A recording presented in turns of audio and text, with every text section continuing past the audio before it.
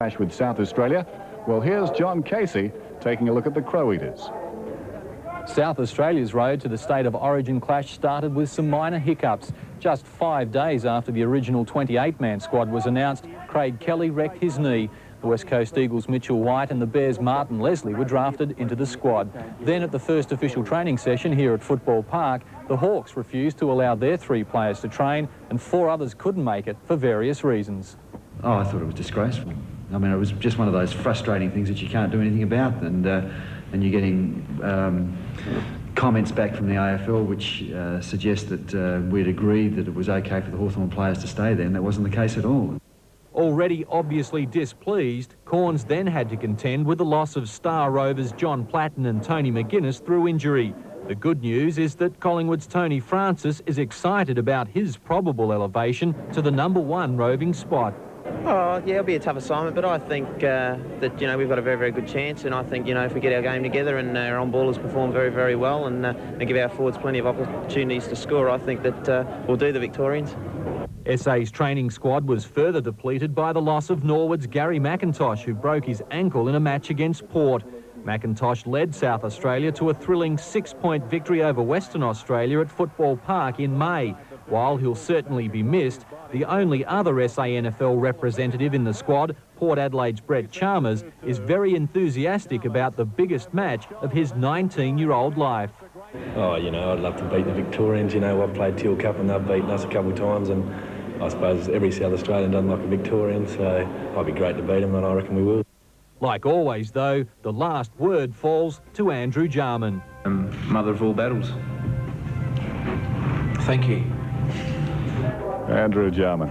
So the big game is on Tuesday night. South Australia go against Victoria. State of Origin football from Football Park. Check your local guides for details of the coverage in your area. Should be a great game, and Just for Kicks is a great read. Available at newsagents and bookstores right now. Just for Kicks. So half-time here at the WACA ground, and the Demons lead by a point. Have we got an upset brewing? We'll be back to find out right after this. The highest authority in the Anglican Church, the General Synod, began in prayer. That we may make wise decisions. But quickly moved towards persuasion. It is vital that this General Synod finds a way forward. With 11 women priests ordained in Perth in March, many church leaders argued it was time East met West. The time has come for us to settle the matter in the fairest and the most Christian way possible. There's a well-known notice which we see around many of our cities. Go back, you are going the wrong way. The only way to decide, a secret ballot. In a complex procedure, the vote was not enough to allow a final decision, but was enough to allow further debate. Whatever the outcome, women will not be ordained in Sydney. The proposed laws under debate allow for each diocese to make its own decision. And in Australia's largest Anglican community, the answer is already a firm no. Tonight, the future of the Anglican Church's most controversial issue hangs in the balance. Mark Ferguson, National 9 News. In a moment, local aviation people upset after an interstate rival takes away business. And an amazing escape for drivers caught in a highway pile-up.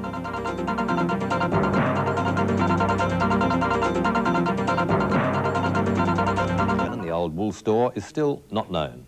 The building will be partly demolished and the owners have only 24 hours to make it safe. In the space of 5 hours, a harbourside landmark was reduced to little more than a wobbly shell. A slab of Sydney's history toppled like Jericho in a cascade of bricks and wood.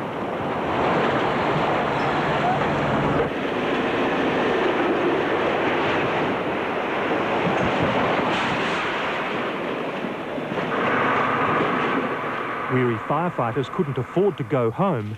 Pockets of trouble burned all night. Under daylight, the wool store made a stark addition to the Darling Harbour landscape, an ugly ruin on the city's flanks, whose rubble hid more than 30 cars. For fire crews and council engineers, it was still too dangerous to go inside. Forced to look in from above, they didn't take long to decide on partial demolition. Coming down to a level at which the danger is significantly reduced, which makes it safer for everybody. This is the shell of the old wool store. The entire area in blue will have to be knocked down. The owners have been given 24 hours to make the site safe. Then our structural engineers will come in to examine the building, and then we'll know whether the rest of it will be demolished. Built in 1909, the Mercantile building has National Trust listing. There were plans to turn it into a luxury hotel and shopping complex. Now experts say its heritage value is substantially reduced. A roadside burn-off is being blamed for a 7-car pile-up north of Rockhampton in Queensland. 13 people were injured in the accident, 2 of them seriously. Thick smoke from the burn-off forced a motorist on the Bruce Highway to slow to a crawl. His car was rammed by another vehicle and this started a chain reaction. One driver says the smoke was so thick he didn't know what he'd crashed into until he got out of his car for a closer look. The civil aviation industry is in turmoil tonight, with local companies losing out on a major contract to interstate rivals. The move has also dashed hopes of developing a multi-million-dollar export industry here in South Australia. More than 50 aviation workers met at Parafield this morning to protest a decision by the University of South Australia to use interstate rivals for its flying training course. It plans to charter 5 aircraft from New South Wales and employ its own contract flying instructors, services which had been provided by schools and contractors at Parafield. This actually breaches a joint venture agreement we've had over the last 3 years. And before doing so, they didn't even negotiate with us to say why they were breaching the agreement. But the University of South Australia says there was no long-standing agreement and the decision was based purely on cost efficiency. That's enabled them to keep the cost of running the course within budget. But local companies had hoped to develop a $14 million industry by bringing in Asian pilots and training them here in Adelaide. Flying instructors say the ramifications of this decision are enormous. Local companies will be forced out of business, jobs will be lost, and millions of dollars worth of aircraft originally purchased to supply the joint venture will be left idle. Aviators at Parafield say representatives of the university have refused to discuss the issue, and a plea to the state government has also fallen on deaf ears. Deanna Cronin, National 9 News. The leaders of the world's biggest industrial nations are meeting in Munich. Their aims to try to pump new life into the global economy. Genuine collectors were distracted by coins and notes worth much, much more. Dumping Carolyn Chisholm for the Queen may have triggered howls of protest, but bank staff today reported customers calling to reserve their first-day plastic $5 notes. Among the first to buy for posterity, Kel Day.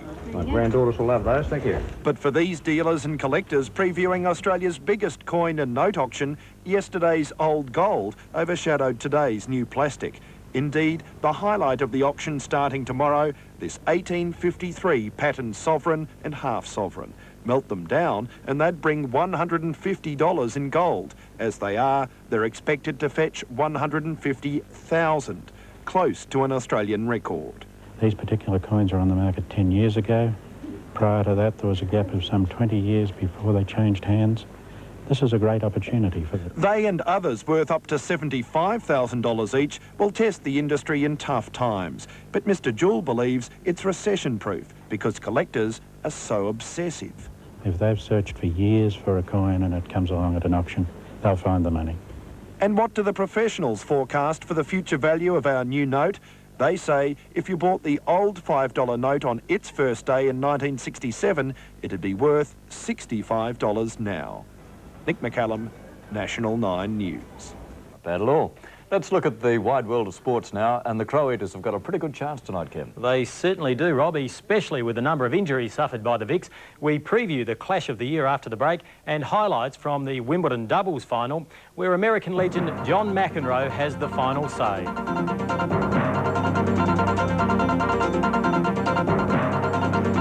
The State of Origin clash between South Australia and Victoria. Both sides have suffered numerous injury problems, but that doesn't mean a lot. It's still State of Origin, and that means us against them. Geelong superstar Gary Ablett was ruled out early this morning, giving young Darren Baxter his State of Origin call-up. A few hours later, Baxter joined his new teammates as they arrived in Adelaide. It was a squad of mostly unrecognisable faces, thanks to an uncanny spate of almost a dozen injuries. A distrust of local water saw each carry their own supply. The most dedicated of fans arrived at Football Park this morning. The Victorian hierarchy joined them soon after. They'd been told the ground was a boggy mess and decided to take a sneak glimpse for themselves. I've been led to believe it's going to be heavy, wet and slippery, and it's in perfect condition, so I'm glad we've come over and had a look. Although the Big V has been stung badly by injuries, the Victorians have slammed suggestions that we're heading for a B-grade contest.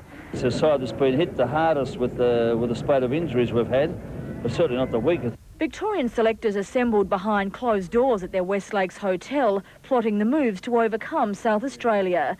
They'd held numerous such meetings over the past few weeks. Every time a suitable combination was reached, another injury would crop up. But the locals aren't without their own problems, with 8 stars missing. But having lost the past 2 interstate encounters, South Australia will be fighting to make amends. With his kiss of death, Lou Richards. Now, I'm not making excuses, but we have sent a team of lame ducks over. But I still reckon we'll win by a lazy 4 or 5 goals. That gives us a big chance. Australians have won both the junior boys and girls doubles finals at Wimbledon. Among the winners, Adelaide's Steve Baldock. Gee, it's a great old house. Yeah, they really built them to last in those days. Bit like you, Dad? Nutritional research shows that diets high in insoluble fibre and low in fat are vital contributors to good health. Kellogg's All Bran is an excellent source of insoluble fibre. Well, there's not much I can do about the outside, but at least the interior's in good nick. As part of a high-fibre, low-fat diet, choose Kellogg's All Bran. It keeps you healthy on the inside. Big screen, super flat black picture tube, unique dome sound system.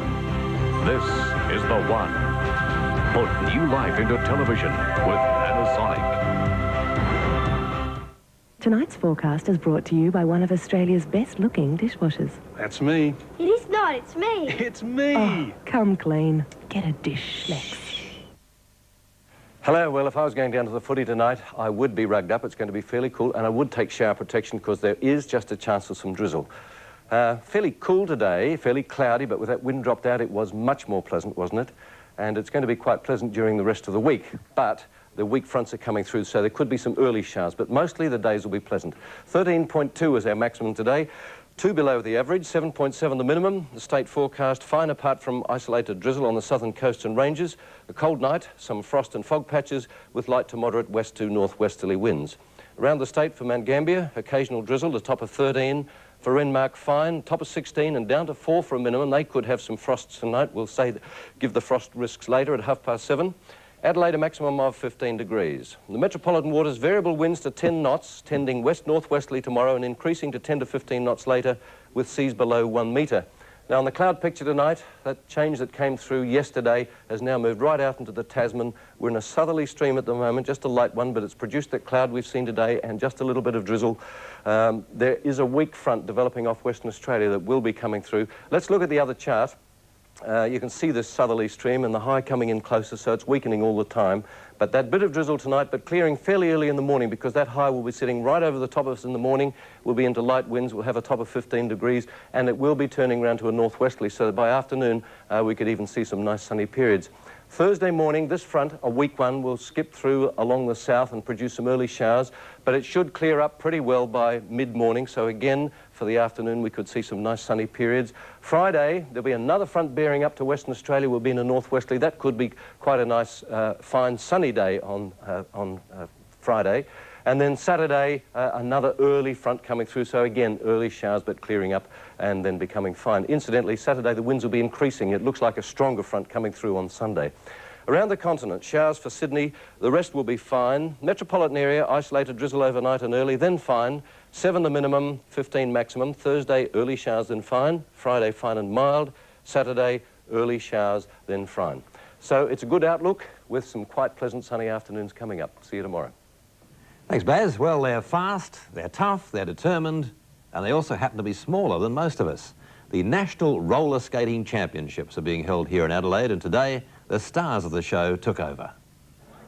They may not be too big, but they mean business, just like their grown-up counterparts. They're called the Tiny Tots, and not surprisingly, they're the youngest participants in the National Roller Skating Championships being held at the powerhouse.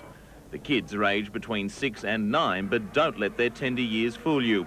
When it comes to winning, they go all out, so much so that some critics say they're just too young. Some people don't agree with such small children competing, but they're still competing, and hopefully I'm sure they'll all want to compete. And that seems a fairly safe prediction, considering roller skating is growing in popularity all the time. It's building in Australia. It's getting bigger and bigger. It's very big overseas, especially in the Mediterranean countries.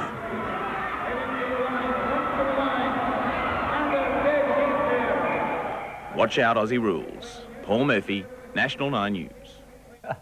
Aren't they fantastic? It's great to see. How'd you be racing for your state between 6 and 9 years of age, eh? That's right. How can you knock it? That's great tremendous fun. That's the news for tonight. Good to have your company. Yes, we'll have updates throughout the evening, but now here's Jana. Hello, thanks for joining us.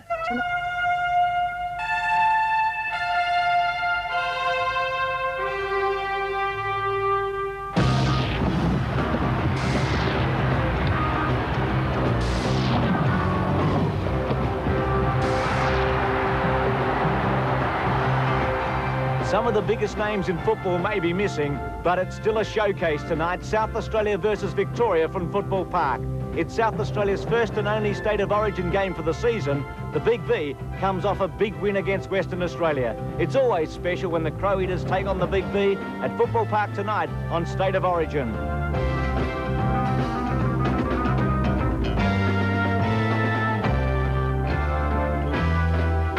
Yes, good evening and welcome to Football Park in Adelaide for the State of Origin clash between South Australia and Victoria. South Australia's first State of Origin game this season. The Vics defeated Western Australia by 67 points at the MCG. And South Australia last year defeated by Victoria at this ground by 16 points. Let's have a look at the records between the two teams since State of Origin football's been played.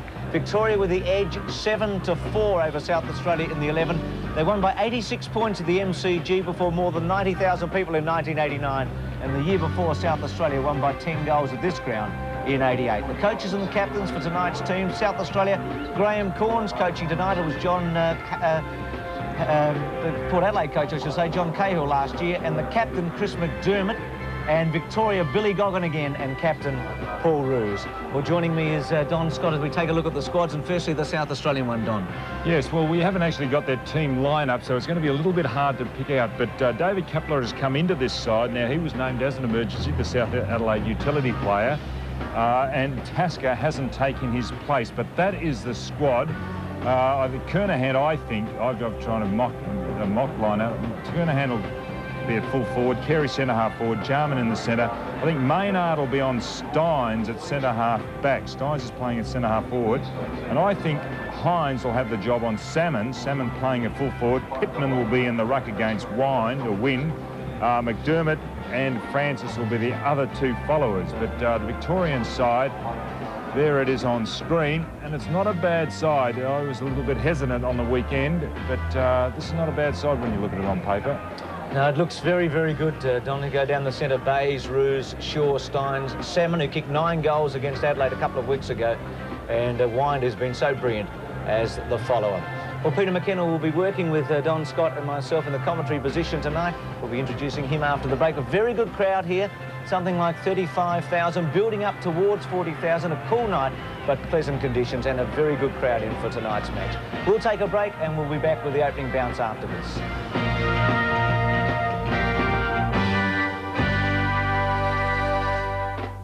While the governor's locked away, the wild colonial... Australia, they go to the left of screen. John Casey, Tim Watson are working the boundary tonight, and also the dressing rooms, and it's a good evening to both of them. Firstly, you, John. Yes, good evening, Bruce. Good evening, everyone. And I can tell you there's quite a buzz down here at boundary level, as you'd expect for a great game. I'm sure the almost perfect conditions we've got here have encouraged a lot of people to come down late this evening. The current temperature, a very mild 14 degrees, is expected to go down to an overnight low of 7. Humidity 65%, very little chance of rain. There is hardly any breeze here at the moment. The windsock is limp, and there is no goal advantage at either end of the ground. The crowd is building up. It's been coming in here very late, and the ground condition is very good compared with Waverley Park on Saturday where the Crows were beaten. Let me tell you, this is like a bowling green. The earlier match, they hardly dug it up at all. Conditions should be ideal. We're all set for a great game. The forecast is for mainly fine conditions with the possibility of an isolated drizzle. But, Bruce, I wouldn't expect we'll be seeing much of that. OK, John, thanks for that Mitsubishi Motors ground report. Your selection and Tim Watson's. Well, it's very hard to choose this one because of all the players that have been taken out of both sides. But, Tim, you played in the last match here when Victoria won, and I'm sure you're quite happy with the way the Victorian team has shaped up. Although they've lost a couple of players, they're still a very strong combination. And I was in the rooms before the game, and you know, they're pretty pumped up for this game. So I'd expect that they get off to a pretty good start. I'll stick with SA, Bruce. Okay, Don Scott and Peter McKenna. Welcome, Peter. Your selections. Good evening, Bruce. I'm going for the Vicks. I think they've got a very strong side, although the crowd will favour certainly South Australia and help them a lot. And I'm changing my selection. Yesterday it was South Australia. Today is Victoria as I look at them on paper. Start of the game at Football Park. They've built it up in South Australia as the Championship of Australia between Victoria and the Crow Eaters. Wine wins the first tap. Pittman went against him. Hines has got the job done at fullback on Salmon, who gave Smart a lot of problems a couple of weeks ago when he played for Essendon here. Bradley picks himself up. Former Port Adelaide champion. We're going back a fair way there. Shaw right in the centre of the action for Victoria. Wine again wins the tap. Burke caught. Fierce tackle on him. And again it'll be a bounce down. And conditions are very, very good considering that we're deep in the heart of July as we look at the South Australian interchange bench. Adam Saliba. David Kepler in the centre. Darren's brother. And Nigel Smart on the bench, which is a big surprise, I feel. I thought he'd be one of their better defenders. Here's the Collingwood Rover, Tony Francis, with a free kick in towards the half-forward line. The race is on for the ball. Tony Hall leads in the race. Now it's Andrew Obbs. He's having a good season for Melbourne. He loses it in the tackle. It's shuffled over to Anderson. Greg Anderson in towards the pocket. One-on-one contest. Kernahan is there racing after Stephen Kernahan. He's a great player in these games. Taken by Bays. Smothered off the boot. Tony Shaw around the corner, and he has found his teammate Andrew Collins. Goes short to centre going to McGuan, who's been brilliant. That's 50 metres. That should be 50. Not paid. On the mark was Maynard. Half forward, Steins returned to his best form in Perth on Friday night. The Brownlow medalist goes to full forward. Salmon the lead. Hines very well played at the back. Anderson caught, tries to get rid of it, had plenty of time. Couch off the ground. Finally, Francis. Doing well, the little fellow. Left foot, back to the centre. Burke at the back. Bradley ducked his head, got caught, and gets a free kick. Yes, a little lucky, as you said, ducked the head. And, well, the umpiring fraternity will have to start to deliberate on those shortly, because it's very hard to tackle a man who ducks the head. Now, he shuffles across to Richard Champion, who's presently playing with the Brisbane Bears. In towards half forward, and there's a good mark to Wayne Carey. Off he goes. He'll look for Kernahan. In towards the pocket. Up they go. Punched away by Bays. Good play by Bays as he brings it to half back.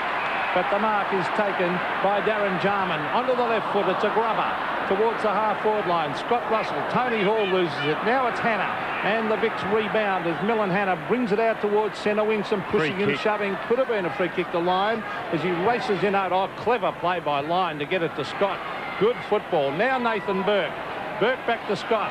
Oh, he breaks the tackle. Robert Scott brings it in towards full forward and Salmon, and that was champagne football. That was a great handball, a real quick, reflexive handball by Burke. He got it across to Scott. I don't know whether the pass was actually meant that way, Peter, because he was facing the other way a little bit to the left. Here it is, terrific hand pass. Scott using his speed.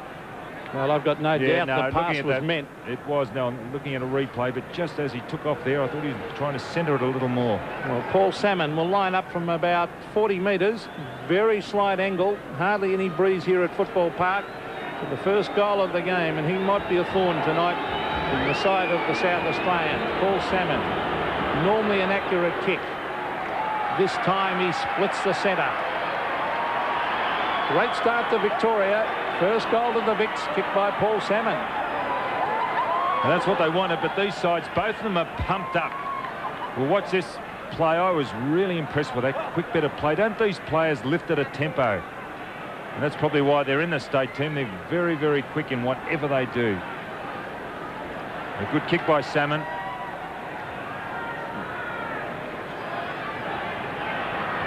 Big V by a goal.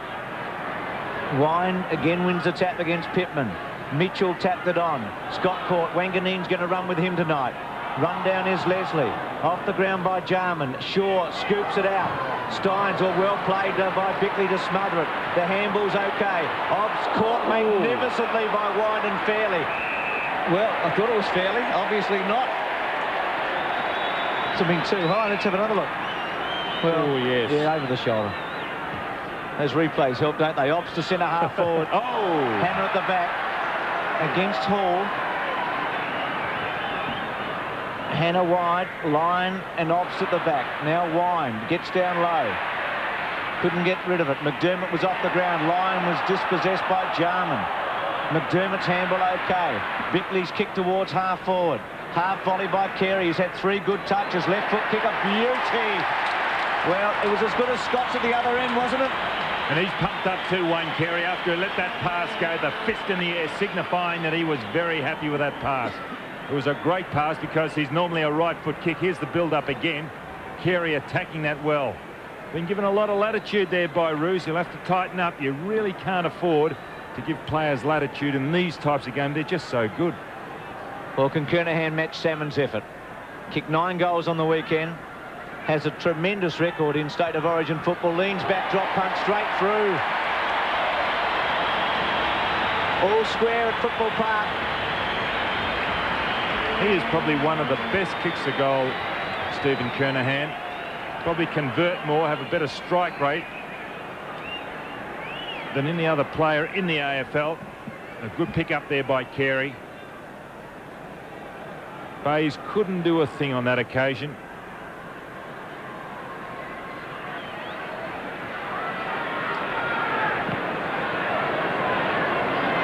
One goal apiece at Football Park, and if the first few minutes is any indication, we're in for a great night. Here's Bickley again. Oh, he's tackled from all angles. Now McDermott, always working overtime. Strong tackle. Kick was by Wanganeen to the centre of the ground. Scott Russell's off and running onto the left foot. In towards Kernahan, thumped away by Bayes. Still a chance from South Australia. Now it's Andrew Collins to try and mop up. Clever play by Collins. Scott Russell again. Now Carey. Brings it in towards the pocket. Players going very, very hard at the ball. Here's Kernahan and Bayes. Socket off the ground, and the mark has been taken by Roos. Off he goes. The centre wing. One-on-one contest. Gary Line, is it a free kick? It's not. Should have been again. Dermot again. Now Nathan Burke around the corner on the left foot to the half-forward line. Courage will need to be shown, and it is by Darren Jarman. South Australians going a little harder at this stage. High drop punt, measured the kick, but Wine was in the box seat. O'Donnell, half back. McGuan free kick against Anderson. Gee, Don, some of the matchups are fascinating. I think Collins for Francis, Shaw for Jarman. There's a lot of tagging, and there's going to be some great duels here tonight. Hannah and Haller, they're just everywhere, Bruce. McGuan to centre wing, Steins and Leslie with him. Leslie, who did the job on Brereton a few years ago in a famous match. Wanganeen, oh, big leap by Modra. Terrific pick up there by Hinkley. Left foot round the body. Shaw and Jarman. And a free kick to Anderson at half forward. So Anderson swings onto his left boot. Yes, Greg Anderson in towards full forward. Up they go. It's thumped away. It's Bayes at the back. Bayes over the top. Roos, the captain, has a bounce. Now elects to kick it to an unmarked man. It's Mick McGuan. He knows how to make space. He'll probably look for Salmon. The leader's on. Salmon strides out. He traps it beautifully. Goes to ground. Umpire calls play on as Tony Francis soccers it off the ground. It's straight to Hinkley. Hinkley wide. Again, it's Mick McGuan making space. He'll wait for the bounce. He can go with a hand pass over the top. He does that to Couch. Couch again. Probably Salmon will be the target. Salmon's got 2 to beat. Up go the big arms. That's a good Paul mark. Salmon has beaten 2 men and taken the mark.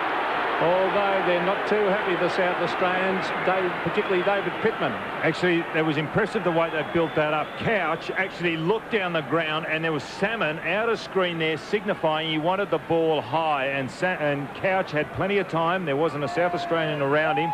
Plenty of time to steady, sum up the situation, and he let the perfect ball go. Well, he's going to be a thorn in the side. Is it Gerard Healy there we saw on the screen? With Billy Goggin, the coach. Gerard Healy, one of our commentators at Channel 7, of course. As we see Paul Salmon kicking for his second from 35 metres. Salmon kicks, oh, that's a shocker. That could be out in the full, this. No, it sneaks in for a behind. Unlike Paul Salmon, he's normally very accurate. So the scoreboard shows a point the difference. The Vicks in front. Leslie, wide. The target will be Hines. Made some space. He's got the job on... we had the early job on Salmon tonight. Wonder how long he'll be there. Salmon starting well. Here's Obst to Anderson at centre wing. High one. Carey, Hannah at the back. Well done. Came off. Collins ricocheted away. Jarman again with a touch. Not effective that time. Went through Carey and also Russell. Obst, great smother off the boot was by O'Donnell. Couch chipped in. Carey again, a very good player early. Kernahan won out with Bays. Modra and Harvey, well played Harvey. Kept his footing, the sweeping handball out towards Shaw. Crunching him, his teammate Russell from Collingwood. Lee Matthews would have been shuddering back in Melbourne. And it'll be a throw-in. He's tough, isn't he? You can see the way these players are going in. It's terrific football early, and the South Australians doing the good stuff at the moment. Wind versus Kernahan. Kernahan actually won that one. Andrew Obbs, very impressive early. Here's a chance for Francis from the pocket, but he has missed to the right. So an excellent game. I think, Bruce, we're in for a tip-top game. As Don said, they're pretty ferocious at the ball. He's playing a terrific game, Francis. He's picking up kicks down the other end of the ground. He's prepared to put his body in. He's smothering. Bays to the half-back line. No mark to Tony Hall. He's got his Hawthorn teammate Darren Jarman. Plenty of skill by Jarman. Look at that. In towards half-forward and Bradley. Bradley looking for Kernahan at the back. 2 bites. That'll be a mark. No, play on. Still Kernahan. Hang pass wide. Tony Francis on the left foot. Wings it across his body and through for a behind. Graham Corns looking on. He's had a disappointing season, or the Crows have, at this stage, but what a big game tonight. Tremendous atmosphere. There's a lot of negative thinking, I guess, in the last few days with all the superstars not playing, but well done. Still 44 great players out there. Jarman again, who's having a terrific match, and Kernahan all alone. These Victorians will really have to start and man up. Collins has got the job on Francis. He'll have to man him up. It was Wind who got it down. It was taken away by South Australia. Kernahan to go for goal number 2. Kicked 10 here in 1984. 6 when South Australia won by 10 goals in 88. Drop punt, crossed the face, just pushed it, still in play. Big fly from Modra and now out of play. So throw it in the pocket. Well, I'm looking forward to watching Modra tonight. I think he's a very exciting player, a lot of talent. Kicked 7 goals for West Adelaide on the weekend and he's match back. Yes, I'm surprised they didn't slot him straight in for the Crows. There's Tony Hall flying for the ball. Now Roos. It's a loose one in the pocket. McGuan to Andrew Collins. Collins to the half-back line. Up they go. Oh, the big fly at the back. Now that was Jarman. He sockers it off the ground. Taken away by Collins. Andrew Collins, always a great player in these games, to centre wing. Gary Lyon, 2 bites of the cherry. Smart. It's wide to Tony Shaw. Oh, Shaw breaks the tackle. Good play by the Collingwood captain. In towards half-forward. Robert Scott versus Wanganeen. Now it's Richard Champion. Oh, he slips over. He's caught. That could be holding the ball. Yes, it is. So it's a free kick to Robert Scott at half-forward. Gee, that was great play by Gary Lyon on the outer centre wing. Scott centering kick. Salmon is the target. Obbs with courage was able to hold it up a bit. Here's Harvey, who was brilliant at this ground last year in his debut. A short one to half-forward and he finds McGuan. As Peter said, can find some space, Mick McGuan, and can kick a long goal too. He'd be a dark horse for the Brownlow medal this year too, Bruce. He's had a magnificent season for the Magpies. He's too bashful and shy and self-effacing, but he loves a bet. I wonder if he'd put something on himself. He's a top kick winner so far this year in the AFL, of course. Well, he's kicked 17 goals for Collingwood in 14 matches. And he is a booming kick. He kicked a long goal for Victoria against WA. Drop punt, leans back. He's kicked it long and strong and hit the post right at the top. Gee, that was a long, strong kick there from McGuan. Scores a level. Well, a very entertaining game.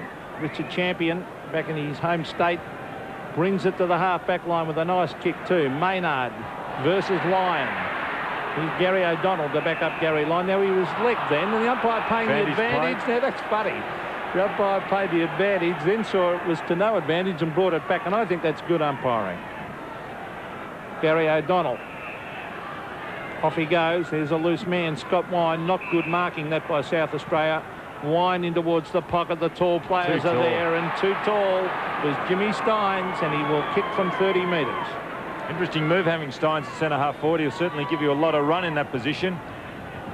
It's a difficult position for a ruckman to play. He's made his name as a mobile ruckman, but you see there he's just too tall on that occasion. Well, he played a great game in Perth on Friday night. I gave him best man on the ground. A very mobile player, Jim Steins, and normally pretty active as he stabs at this one, and he sneaks it in for a goal.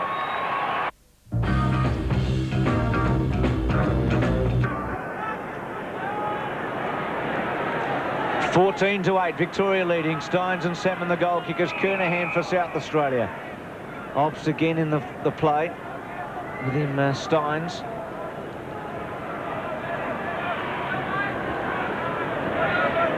Pittman to do the work with Wine. Wine just muscles him out. Well read, though, by Obst, who started very well. A long kick towards Hall and Hannah. Oh, what a mark! Used his body well, didn't he? Tony Hall, a great mark. Took a classical mark against Brisbane Bears 2 weeks ago, a much-needed mark. Look at him, Hannah. He was also a very strong player, and just at the critical time, Hannah was getting position. Hall nudged him out. From 35 metres, directly in front, high drop punt, gets under it, doesn't kick it very well, and misses. Unusual for him to miss. Kicks a lot of goals. His kicking has been nowhere near as good since he damaged that knee in a State of Origin game. There's Hannah, and interesting point that Hannah might even pick up Tony Hall next Saturday when Carlton play Hawthorn, of course, to centre wing. The ball hits the deck. Wind is there trying to tap it onto Shaw, onto Hinkley. Hinkley sockers it off the ground and over the line on centre wing. 2-2 to 1-3. Now the margin 5 points in a typical State of Origin game. They're really ripping into it. Here's Pittman against Steins. Now, no one, well, they're both wrestling, pushing and shoving. Andrew Obst having a terrific game. I'm very impressed with this player. And look at Carey. Too much pace for Paul Roos. Off he goes. Now he'll have to go behind the mark. One thing about Carey, he's got a lot of courage. He's prepared to play in front. Well, he's got enormous talent, Don. Now he brings it in towards the square. Up they go. It's no mark. Coming away with it is Harvey, dodging and weaving. This is Robert Harvey. To the half-back line again is Mick McGuan making space. Now he's got a couple of South Aussies to beat here, and he ends up doing it. Mick McGuan with very, very clever play. Martin Leslie back with the flight, traps it, and he'll drive South Australia to the half-forward line. High floating kick, McDermott, and also Hinkley. Missed by Burke, but got it at the second attempt. Quick kick away. Barry Mitchell caught, run down, gets it away though. Harvey sweeping through the centre square. Drop punt to Salmon. Good kick. Oh, pinpoint accuracy. Brilliant. Doesn't he lead well for a big man? But what about the kick? Beautiful kick. Oh, and the speed he showed to get away and come back onto that right foot. What a pass. That's a 40-metre pass. And with pace too, Don, and it was absolutely precise. Well, this will test Salmon. It's about his distance. He's on the 50-metre line where he'll kick it from. He doesn't kick it much further than this normally. High drop punt. He's timed that very well. He's got the distance easily, but missed. It's as long as I've seen him kicked it in ages, but inaccurate. So he's kicked 1-2 Salmon, and Victoria lead by a goal at 2-3 to 1-3. Well, again, Richard Champion to bring it back into play to the half-back line. Martin Leslie, his Brisbane Bears teammate. Steins, a disciplined effort to Scott Wine. Now a chance for Harvey again. In towards full foot. Oh, the height is there. Salmon. Oh, he couldn't grab it. He had 2 to beat. Richard Champion roved it well at the back. Off he goes. Kicks it wide. He's looking for Jarman. Let's see if Jarman shows his normal skill. Too much pace for Tony Shaw, and then soccers it around the boundary line. Good play, Jarman. Taken by Hinkley. Hinkley on centre wing. Chips it across. A lot of loose men for Victoria. Mitchell. Now it's Shaw. Now it's Couch. Victoria off and running. Wanganeen putting the pressure on Scott. This is Gary O'Donnell. Onto his favoured left foot. Brings it back towards the pocket. Up goes Salmon. Thumped away by Pittman, I should say. Now it's Harvey. Now Robert Scott. In towards full forward. And a strong mark Don't they make it look easy? That handball of Harvey's, that was just terrific stuff. Well, it's a good game as McGuan has taken this mark 20 metres out directly in front. Oh, they amaze me, these players. It's always good to see the elite in any sport. They really do lift it a cog, don't they? A lot of players are out of both squads through injury, but there is not one poor player out on that ground. There's still a lot of talent. Mick McGuan having a great first quarter. Carrying on with his Collingwood form here. McGuan from directly in front. I think he's kicked it all right. He has. So Victoria doing well as Mick McGuan kicks his first, and on the scoreboard the Vics lead by 2 goals. Well, they are doing it well now, Victoria. They're really getting the numbers that the ball being punched away from Salmon. And Harvey doing particularly well around midfield. He's setting it up. Classic pass earlier to Salmon, and that one was a good handball to Scott, and Scott in turn to McGuan.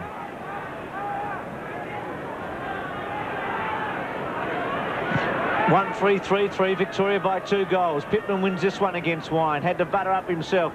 Quick left foot by Mitchell out of the centre. Wanganeen and Scott couch cleverly. Brilliantly taken by Burke. Centering kick, Salmon and Hines to go at the back. Well, 2 South Australians flew in the end, Champion and Hines. Scott hurled up in midstream, Champion straight to the boundary line and out. Steins calling for it deliberately. Well, Hines with a big fly at the back then. 21-9. Big crowd here, well over 35,000. Pittman getting rid of Steins. No free kick there. Mitchell, handball. Lyon, left foot by Scott's a goal. He's a great state player, isn't he, Robert Scott? He cut them apart a couple of years ago on the MCG, lost form down at Geelong, but now he's back in that form that he showed. And really, he is a good player tonight. Gary Lyon involved again. Maybe a free kick could have gone to Steins. Victoria have just kicked their 4th. Robert Scott, a good player. Handy break to Victoria. They lead by 3 goals. The class shown by Gary Lyon there. There's Wayne Carey going to ground as he slipped. It's at half forward for South Australia. They could do with a couple of quick ones. Victoria getting on top. It's to the half-forward line, off the ground by Tony Hall. In towards the pocket. Modra trying to keep it in play. He does so, but it might have crossed the line. The boundary umpire was about 60 metres around the South Australian crowd. Don't like that decision, but it'll be a throw-in the forward pocket for South Australia. Gee, they ought to, Pete. I think Hinkley was away, wasn't he? At least the ball's still there for them. Wine and Kernahan, body to body. Hall there with Burke and O'Donnell and Bradley, and again out of play. So as Peter said, South Australia need a couple of quick goals here. Victoria leading by 3. Bradley a quiet start. He's been just off his top at Carlton in the last 3 weeks after an excellent start to the season. Hinkley went to ground and goes for holding the footy. Russell over the top. Well, you've got to make some attempt, don't you, really? Now, what are they going to do here? They're going to take Pittman off the ground, bring Smart on. Smart will go to full back, and I think I'll put Hines on the ball, but I thought Pittman was doing quite well in the centre against Wine. So Russell from the pocket. An important kick for South Australia. There's Pittman off the ground as Russell's lining up. Drop punt. Hooked it across the face. Big fly was from Hall, but through for a behind. 1-4 to 4-3. 10-27. There's Pittman who's come off the ground. And Smart has gone to full-back. Don and Hines onto the ball. Well, I personally think that's a good move. I think Smart... I thought Pittman was doing pretty well in the centre there in the last couple. But they're trailing by 3 goals. They had to do something, Don. And I think Smart's one of their better players. There's Jarman with class. To the half-forward line. Oh, uncontested that mark to Gary O'Donnell. Graham Corns won't like that. On to Paul Roos. Roos to the half-forward line. Robert Scott. Oh, free kick to Scott. No, not paid, but he comes and gets it again. Brings it in towards Salmon. He's got the height advantage here, Salmon. Oh, yes!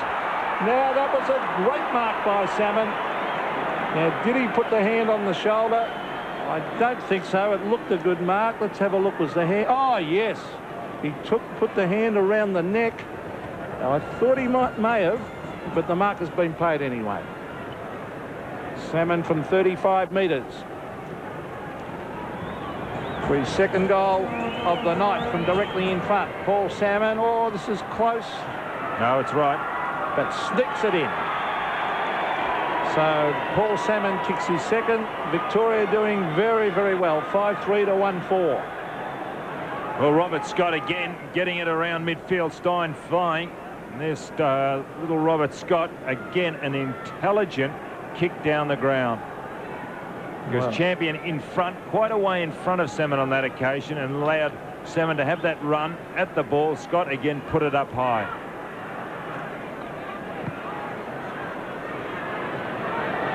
Victoria 5-3, South Australia 1-4. It's been a brilliant start by the Big V. Salmon's kick 2-2. Leslie was off the ground, didn't go very fast. Stein's free kick goes back to Mitchell. And what they've done, they've put Smart in a pocket on Robert Harvey, and Champion's playing on Salmon. Mitchell squares it to Wine in the centre square. Just runs around his opponent, can go for goal from 55 metres out. Kicks it right to Salmon. Who does he know? Off hands are behind. 5-4, 1-4. And another change coming up for South Australia with Modra going off and Nailey coming on. So a real difference in the balance of the forward line suddenly. Nailey to Crum off Kernahan, you'd expect. And he can kick goals from the pocket. McGarry medalist last year. The kick out from Champion. Smart ducked his head. Lyon cocked him and goes for holding the footy. Well, that's... He ducked his head. The umpire realised that, indicated. Well, we saw one earlier and I made comment on that. I think that's good umpiring. Here's Salmon. Up. Oh, look at that. Great lead and just too tall and too strong. Salmon has marked about 40 metres from goal. Don't agree with that move, Peter. I know you want him off, but I'd put Hines on the ground. Look at this. He's just too big for Champion, this fellow. Yes. Especially when he's in front like that and jumping. Well, Salmon, he's a hard man to stop. He's a very good player, Paul Salmon, and when you're 6'10", and with his mobility and skill, you need a very good player to play on him. And I think the Bombers might at last decide to play him a lot more at full forward, because he's been a great focal point for them the last few games. Here's his kick in towards full forward again. It's close to hit the post. At the top again.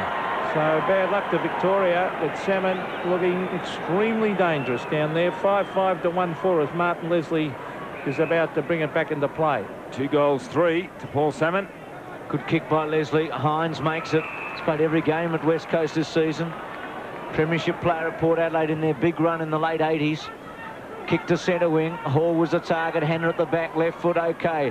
Wine running with Stein. Stein's got a little shove against Leslie. Scoops it up cleverly. Harvey with pace and real skill. Cuts away through brilliantly. Left foot pass to Scott. Couldn't quite make it. Jarman's been good. Gives it to Wanganeen. South Australia needs some inspiration. Centre half forward. Nailey got a little push out. No free kick paid. South Australian fans want one there. It's scooped up by the South Australians. Russell couldn't quite get to it. Hannah, the kick was smothered brilliantly off the boot. Ruse under pressure. Holds the footy up cleverly. Bradley tries to get it out, and it'll be a bounce down at centre half forward. It did look a nudge out on Nailey, didn't it, at half forward? Didn't Ruse do a good job, though, against the tide with 4 players to beat and just held it there? Well, it's at half forward for South Australia. They've got approximately 20 seconds in which to score here. They could really do with one. Socket off the ground. It's shuffled out by Nailey. Now it's Bradley. It's trying to punch it away was Ruse. There's a quick kick in towards full forward. Kernahan races after it. Goes to ground. It's shuffled back in front of goal. Here's Gary O'Donnell on the bays, and there's the siren to end a very entertaining first term here at Football Park. Victoria looked the better side, and they lead 5-5, 35 to South Australia, 1-4, a total of 10.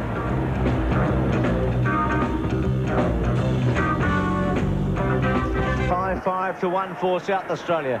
The Big V go to the left of screen. Wine uncontested, got the advantage of the bounce. Jarman missed it. Bradley pushed it forward for South Australia. Hall and Hannah together. Collins and Obst. O'Donnell cleverly couldn't get his kick away. Mitchell over the top of it. Ruse over the top of it. Finally being held up, and Michael Abbott to come in and bounce the ball at centre half forward. And I see they put Nigel Smart to full back on Paul Salmon, and I'm pleased about that, because although he lacking height, at least he's got the pace to go with Salmon on the lead, and Victoria look like having plenty of the play tonight. Here it is at half forward with Tony Hall as he shuffles it out. Adelaide try and go forward. Around the corner is Nailey. Nailey a high South Australia, I should say, as it comes in towards goal. Chris McDermott on the left foot, kicks it through for a goal. So maybe that'll lift the South Aussies as the captain kicks a good goal. 2-4 to 5-5. Well, it's funny, but Naley was involved with that. He got the first tap on, followed it up, then got on that ball, and well anticipated here by McDermott. So Naley, I believe, one player that should be still playing AFL football. He's still got a lot of talent and retired from that competition prematurely. 35 to 16. South Australia 2-4. Victoria 5-5. Burke missed it out of the centre. Francis might have been in the back. No free kick. McDermott goes to ground. Gets a free kick. From the centre square. Was looking for a handball. No. Called to go back over the mark. He's a great goer, isn't he, McDermott? Gives it to Anderson. Swings onto his left foot. Centering kick to centre half forward. And Harvey too easy that time against Naley. Harvey's had a very good year with Essendon as a defender. Free of injury at long last. Now McGuan at half back. It's been inspirational in many of Collingwood's brilliant fight back wins this season. Stynes was just eased out of it by Hines. 50-metre penalty going against Victoria. And Leslie will bang it back in for South Australia, and they can attack hard here. There's a couple of quick goals here, and they're right back in the contest because they were really well beaten in that first term at the finish.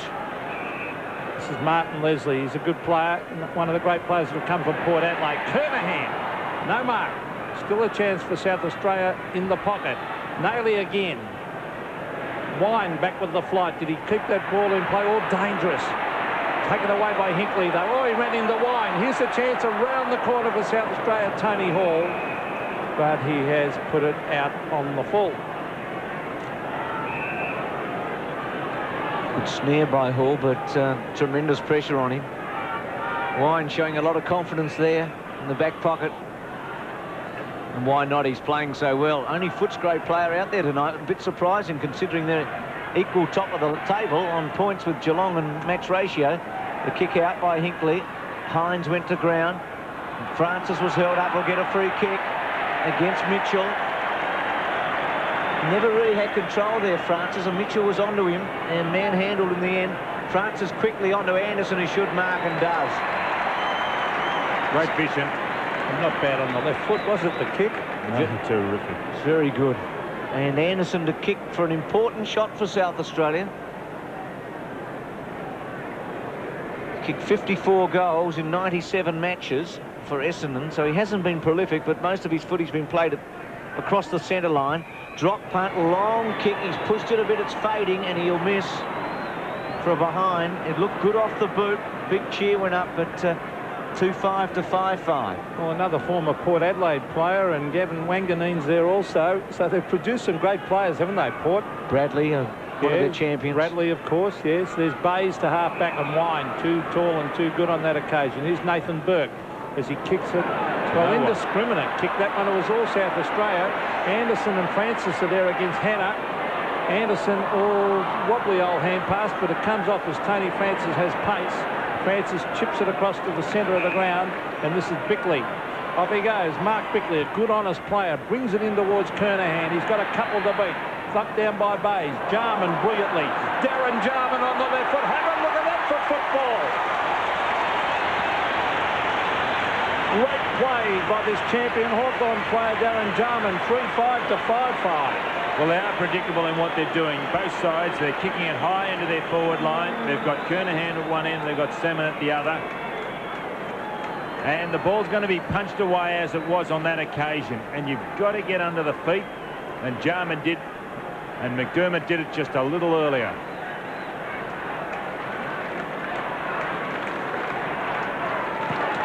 3-5-5-5. Jarman with a spectacular goal for South Australia. Maynard's kicked to half forward. South Australia with a bit of a run. Russell's handball was very poor, missed dodge completely. Anderson against the tide.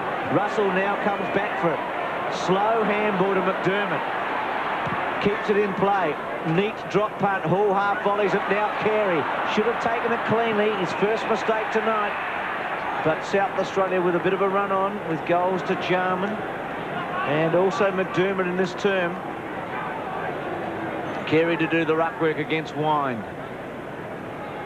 Wine into Locke's arms, wins the tap. Mitchell to Couch, threaded his way through. Burke, oh, clever. Good touch back to Couch. Hines underneath it. Steins at the back, still Hines with strength. Okay, Bickley, Anderson. Sold one handball. Left foot smothered off the boot. Collins, it'll be play on. Taps it to Hines, to Bickley. Left foot round the body. Kernahan one out against Bays. Oh, great mark. Set himself for it, Don. Gave the hands a little bit of a blow too, just so they'd be dry for the footy, and took it one-handed. Mistake out in the centre by Collins. Tried to pat it on. Kernahan, good use of the body, fending Bays off. He's kicked one goal. And really shouldn't miss from here. He's kicked 60 goals for Carlton this season. Drop punt, goes for it and kicks it. Two to Kernahan, and South Australia has come out running here. They've kicked 3 goals in not very many minutes, and there's just a goal the difference. Well, isn't it funny, down this end of the ground, 8 goals have been kicked. Obviously the scoring end, right of screen. And there he is, Stephen Kernahan, his 2nd goal.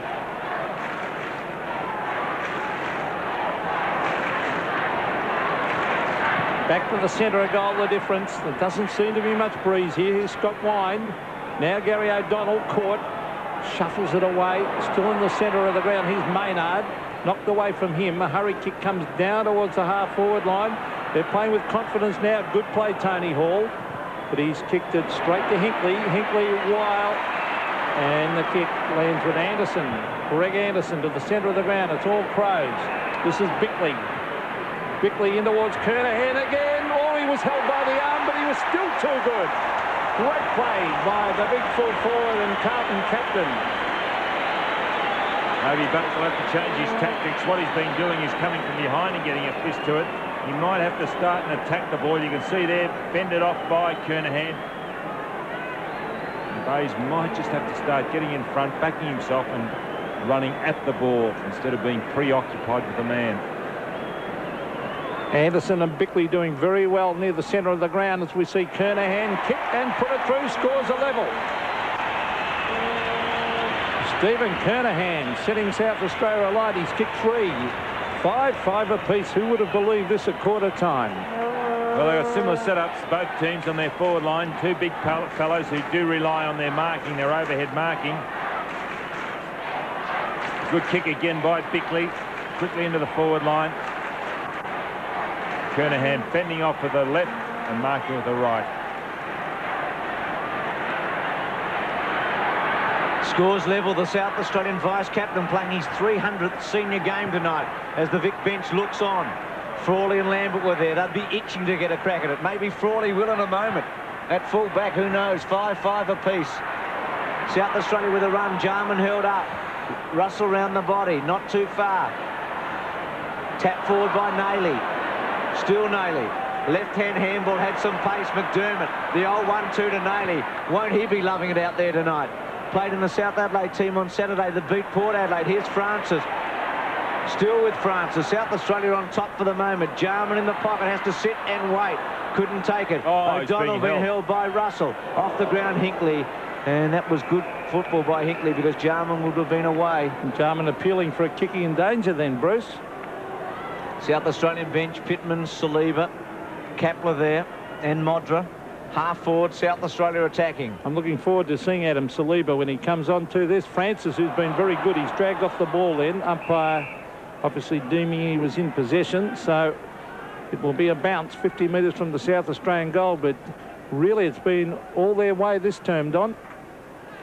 Yes, Peter, you just can't afford in these games, can you, to give your opponent that much latitude because they'll just, again, get back in with pure skill. They just can't be denied. Here's Bradley to the pocket. It's all Victoria and Ken Hinkley back with the flight of the ball to take a safe mark. Now he brings it across the face goal. Hanna and Hall. Can Hall get there? No, he can't. Millen Hanna had a great season for the Blues. That's Carlton. Hanna to the half-back line, but a good mark by Wanganeen. Geez, a good player, Gavin Wanganeen. Played league football at 16 for Port Adelaide, a premiership at 17. Well, Hines chopped off Carey there. Ruse. Now Jarman sweeps the handball back to Wanganeen. 70 metres from goal. Drop punt, gets a bit of distance. Kernahan with a fly. Wind well played in the front spot to get back. Obbs' handball, left foot by Maynard. Goal. South Australia in front. Brilliant football. Inspired football by the Crow Eaters to lead by 6 points. And the Victorian team making a change. Couch going off for Victoria. And Hocking coming on, Gary Hocking. But they're doing this well, and this is the way they've got a lot of their goals up forward. There it is, Maynard running onto it. They're getting underneath the feet of the fellows flying. And Maynard's done it again. He wanders down from back line to forward. South Australia by 6 points as Andrew Collins tries to crash through. There's Anderson, who's having a great game to the centre of the ground. Hines in towards the half-forward line. Oh, was that a free kick? No, it's a good mark taken by Mark Harvey. Well, he certainly doesn't lack courage. We see that time and time again. Out wide is Harvey. Now Mick McGuan goes for a run. One bounce and then kicks very, very long to the half-forward line, and Jim Stein's a good mark. Fended Leslie off well then. What a great effort by Harvey down the other end of the ground. Jimmy Stein in towards full forward. The big arms of Salmon. Oh, he dragged. That should be a free kick to South Australia. That must come back against Salmon, and it'll be 50 metres as well. So things not going the way of Victoria at the moment. There's an act of frustration by Salmon. So Mitchell, I'm not sure if he knew exactly what was going on, but went for the left foot shot for goal and has given 50 metres away. It's got to go back to Smart, who started on the interchange. I still think that's a great move by Corns to bring Smart on. Goes short to Hines, who's been pretty good. Going to be run down. Still gets some sort of a kick away straight onto the chest of Nayley, who I think also has been a very important contributor. The whole balance of the forward line changed when Modra went off and Nayley came on. McGarry medalist last year. Short to Kernahan, a bit fancy on a night like tonight. Didn't really half volley it. Still Kernahan will he kick his fourth drop punt. Gives it a go. It's there. It's a goal. For Kernahan. He's standing tall tonight. He sticks. And South Australia leads by 2. Well, he showed he's just not relying on his marking net. Gnarly put it out in front. It wasn't really a good pass, but he really did follow up well then, Kernahan. The quick snap. He just carried his wine, got his hand to it as it went over the line.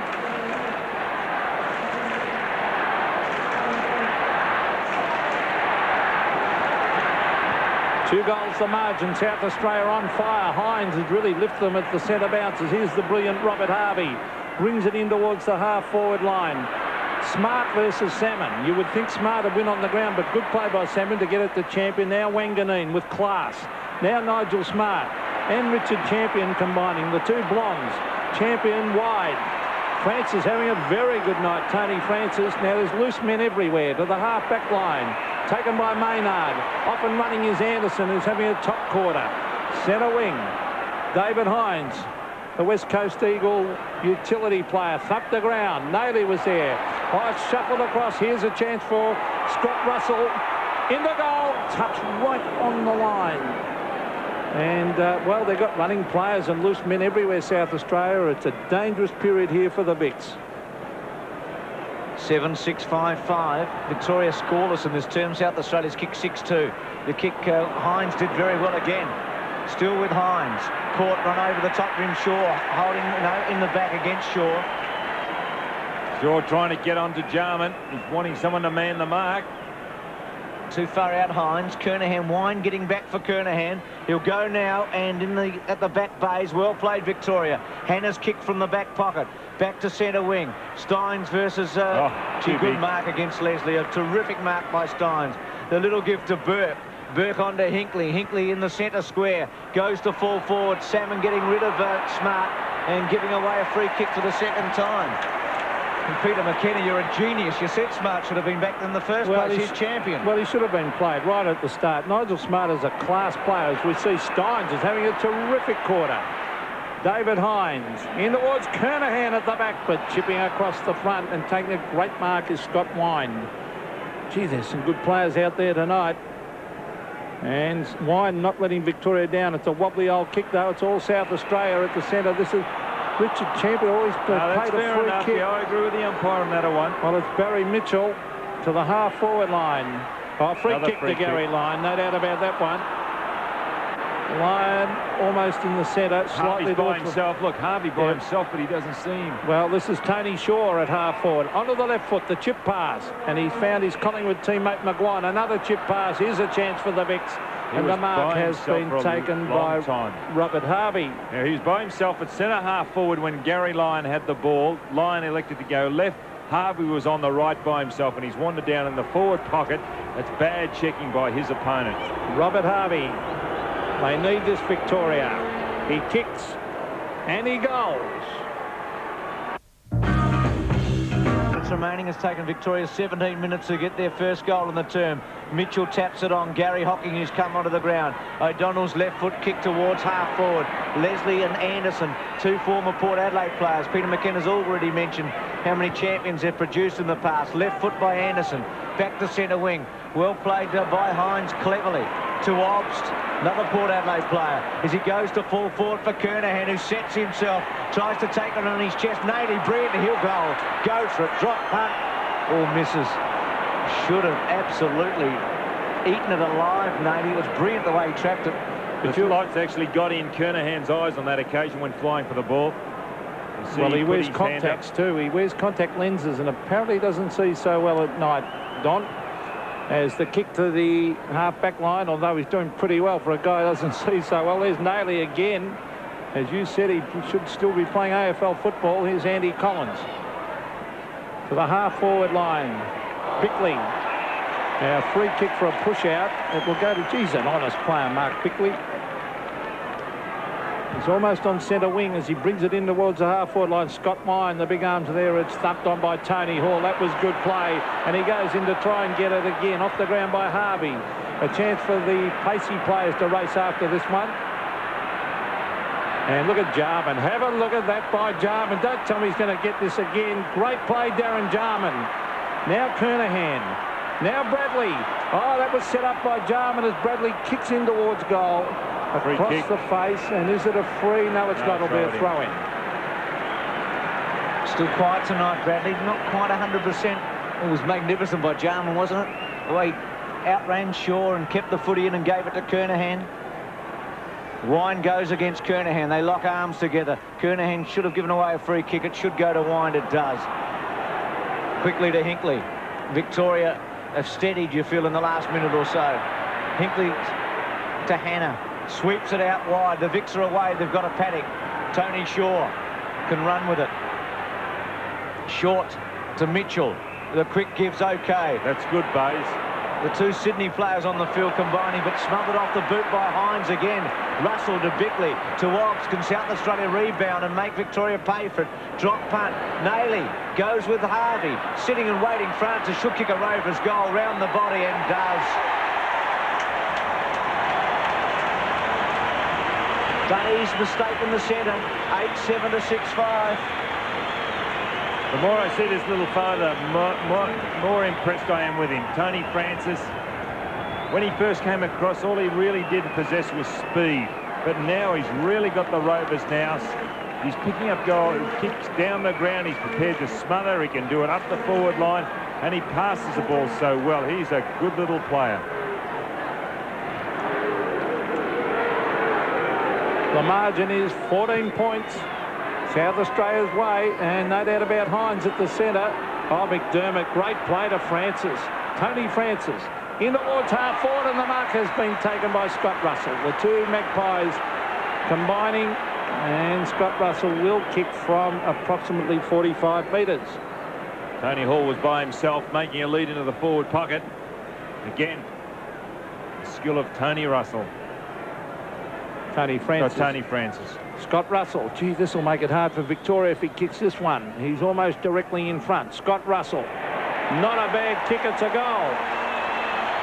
Well, he's very happy, Scotty Russell, as South Australia kick clear, 9-7 to 6-5. Gee, Don, you must wonder about if that's a scoring. And he's dumped that from 45 metres and it's covered the goals by about 15 metres. Well, 15 goals have been scored, Bruce, in this game. And 2 have been scored down the other end. That's a great kick by Scott Russell.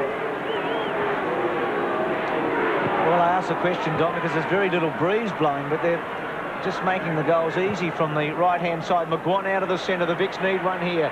They trail by 20 points. Harvey, not quite champion with confidence, rides a bump. Left-hand handball. McDermott Duck got away with it. Jarman's been superb. Drop punt to centre half forward. Carey at the back. No free kick to Victoria. Russell opts with courage. Quick handball to Carey. Back to Nayley, who's been excellent. Kernahan on a lead. Will have to half volley it. Bays, well done. Clever. Went to the boundary and did it like a defender should. Had a torrid evening tonight, Bays. He's had some moments, but so's Kernahan. But he tried something before, Bruce. Okay, it didn't come off. He had it smothered up the other end. There's the kicks. You can see there. It's incredible. Dominated by South Australia. But he's prepared to run up the ground and get a kick, and that's at least trying something, Bays. Well, there's Hinkley off the side of the boot. Oh, good play by Maynard. How's McDermott? Now Hines. Carey is there also. Now Nayley. Nayley to the pocket. Tony Hall. Oh, was it a marking? Almost grabbed it. Scott Russell around the corner. This could be another one. Yes, it is. Scott Russell has kicked his second, and South Australia bolting away. 10-7 to 6-5. Well, Barry Mitchell now off the ground. Craig Lambert on, but again, Nayley figuring. And he's done wonders since he's come onto the ground. Russell, quick snap. South Australian 10.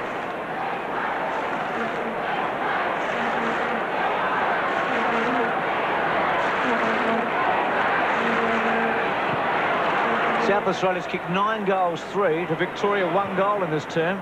Victoria now going to attack. As Don said, Lambert's come on for Mitchell. Smart played it well to Wanganeen, who goes for a run. A second bounce. Scott to try and run him down. Left foot towards centre wing. Tony Shaw in the box seat. Tony Hall over the back. Maynard. Left-hand handball. McDermott gone that time, surely. Lyon caught him. Yep. Got rid of the first one, but not the second. He's done a lot of heavy work, though, McDermott, hasn't he? Well, when he got it out to Francis a moment ago, who kicked it to Russell, it was just terrific play by the captain. Here's Harvey at centre wing, half forward. Started extremely well in the first term. Centering kick, Tony Shaw. Courage. Anderson at the back with McGuan. Jarman, Lambert, good hands, gave it to Lyon. Lyon, Steins with a height advantage. Well played, Leslie, but surely Salmon, left foot off the ground, his third goal. A good effort by the Fish, the big man there, at 10-7 now to 7-5, and he's kicked 3 goals, 3 salmon. And Harvey again figuring. He got the kick out wide. He is probably Victoria's best player, Harvey. Combined well with Wind at the last bounce down. Got it out of the centre really easily, and doing that well, Salmon. Let's see what they do here, because Harvey will run on the left of Wind if he gets the hit down. He's starting behind him now. No, he's gone to the other side. You can see there they're working something out, those two. Well, here's Scott Russell, a quick kick to the wide open spaces. Tony Francis and Andrew Collins. Well done by Collins, looking for Burke. Burke off the ground. That's Nathan Burke looking for Lambert, but it beats him over the line. It's almost at half forward for Victoria. There's Craig Lambert, very fine player for the Richmond club. Great possession winner, not a great kick of a ball, but one of the best handballers in the competition. There's Steins, he missed it. Darren Jarman, quick kick to centre wing. Oh, Francis, that should be a free kick. The umpire said holding. He was just unloaded with a charge. Well, you're allowed to charge someone. You are not when the bloke's got their head down and you're unprotected. You are. It's called a shirt front. Well, we'll have a look. What chances of a bloke like Francis going for the ball? What's this? Oh, that's fair, is it? Well, I mean, what do you want Harvey to do? The knees in the head. Well, he was down low. Harvey jumped high. It's just one of those things in football. Well, I know he'll be getting the free kick. You have a look at this. Okay, there's the free kick because he's probably held it. Now, what's this? Oh, knee to the head. Come off it. Tony Francis was the man who went for the ball, and he's got the kick on centre wing. He was the man who had the courage. In towards half forward. Oh, great mark, Carey. What a top mark. He'll kick from 55. Maynard down in the forward pocket. Now he's playing on the half-back line on Lyon, but Lyon's at least with him. He's prepared to run, Maynard. Wayne Carey, a vital kick this one, as he brings it in towards the square. It hits the deck. There's a goal to Obst. South Australia can do no wrong. Andrew Obst playing a great game, has put it through. 11-7 South Australia, Victoria 7-5. Well, I think those Victorian defenders will have to just wake up, because it's becoming a little too predictable. I would say they've scored 4 goals like this, South Australia. Look, Obst is by himself. And McDermott started it. Obst. Also, Maynard got a quick one down there too. 10 goals in this term for South Australia. A remarkable turnaround. Wine, Russell went against him. He's really lifted. McDermott's been excellent in the crunch. Hinkley caught. No holding on. It'll be a bounce down. 11-7, 7-5. Tony Francis appears to have recovered. He's in the pocket with Collins. A very good crowd here. Close to 40,000 you'd expect. Wine wins the tap. Bradley, handball didn't go far. Bickley was held up. Left foot by Burke to centre half forward. Victoria needs a couple of goals before half time. Leslie, Scott off his ground. Now Wanganeen ducked his head and got a free kick. Ducked the head. That's lucky. Really decided, I think, he'd play for it from the first, didn't you, there? He was in trouble and just went to ground, head down, and got away with it. South Australia are on top, confidently there. Bickley by himself to out of wing. Well, Bickley got away, and I think that's one of the reasons Couch went off earlier. Here's Bickley's kicked a half forward. Out of position, Carey. Roos has had his colours lowered tonight. Hall. Now Collins chips a pass to Harvey. Scott's there's his pace here. Scott quickly on to Harvey at centre wing. Harvey goes inside with a left-hand handball to Hinkley. Kenny Hinkley, the Geelong halfback, in towards half-forward. They need someone to take a mark here. Steins up the ground as it rolls towards the goals and just trickles over the line and through for a behind. But he's dangerous, Jimmy Steins, in that situation. Just under 3.5 minutes of play left in the second term. An amazing quarter of football by South Australia. You wouldn't have believed it at quarter time, because the first quarter was all Victoria. But in front of their home crowd, Don, they really grow a leg, don't they? They play on emotion, adrenaline. Richard Champion, Brisbane Bears player, to the half-back line. There's Nigel Smart. Good play by Smart to get away from full-back and receive. On to Bickley, who's playing a good, solid game. Mark Bickley, the centre wing. Tony Hall, the flyer, and he takes a great mark. Off he goes. Loose men everywhere for South Australia. This is Maynard. Maynard chips it high. Kernahan. Oh, Kernahan has marked a top mark. You watch Kernahan when he goes to the ball. He fends off with one hand and goes with the other. Watch this. You'll see their left hand out. Look, fending off. And just at the critical time, both hands together. Just unsettling his opponent, allowing him space to get between his opponent and the ball. Well, he's kicked 4. He will have to kick from 50 on a 45-degree angle, or probably a little bit worse than that. But he brings it in towards the square. A chance for the high flyers. Oh, Carey nearly took that one too. Tony Hall is there. And it looks like Gary Lyon also. And it will be a bounce right in front of the South Australian goal. 73-48. Wind, who's played very well.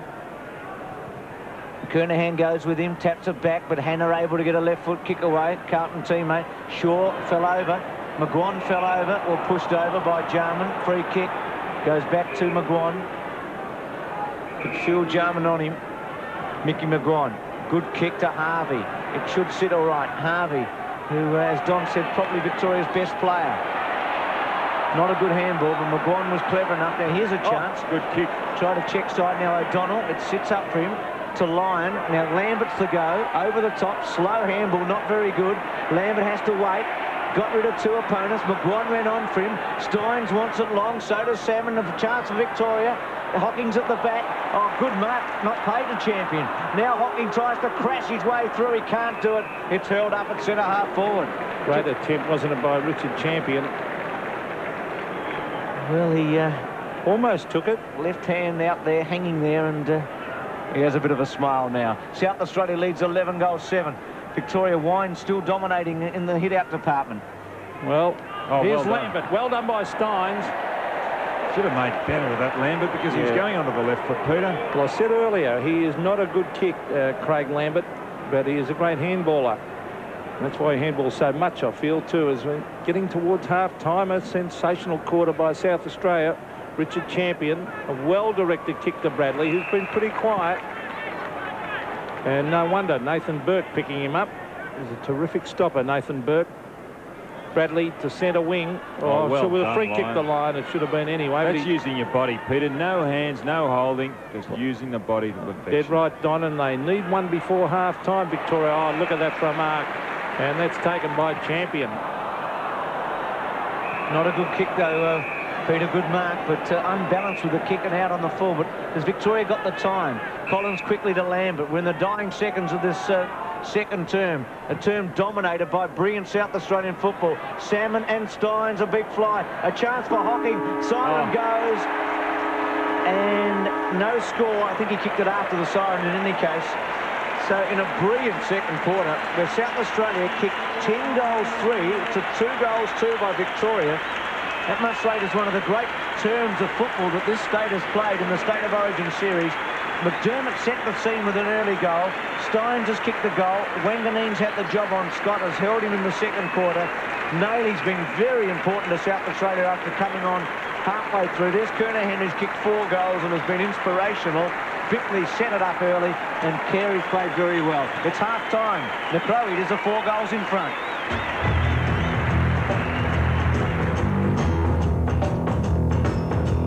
Seven McGuan into the centre. Both Scholl and Kapler are on. Don, and they're standing one another. Scholl for Victoria, David Kapler for South Australia. Well, I'm glad to see David Kapler out there. He was there at South Adelaide when I was there, and he was a real goer. Carey goes for Kernahan on the lead. Big stretch by Kernahan. Bays at the back. Running it out was Hinkley, tapping it over the line, and Victoria under pressure immediately here. Hinkley, the star from Geelong. Now there's Saliba and Modra and Anderson at the far end, and Pittman. So you just think that Anderson must have some sort of a niggle not to start the second half, because he was one of the players who helped turn it around. Here's Nailey, weaves his way through. Russell's already kicked 2. Here's a chance. It'll roll and just miss. Gee, he gave it a ride, didn't he, from behind? Totally out of form, Russell, until the last week. He played brilliantly against Richmond, but he must have been close to getting the axe at one stage. Couldn't buy it kick. Yes, he had a very bad patch there for a few weeks, Scott Russell. But came back to form, as you said, Bruce, last week. Mark Bays, he's got the big job on Kernahan. Kernahan's kick 4. Scott Wine takes a good mark at half-back. Off he goes to Scholl. Now this is Mick McGuan. Chip pass. He's found his Collingwood teammate, Tony Shaw. Shaw to the half-forward line. This is Scholl. I'm glad to see him on the ground, because he's a very talented player, Craig Scholl. North Melbourne player, of course, in towards half-forward. And no, the mark took by Salmon. It was a sitter.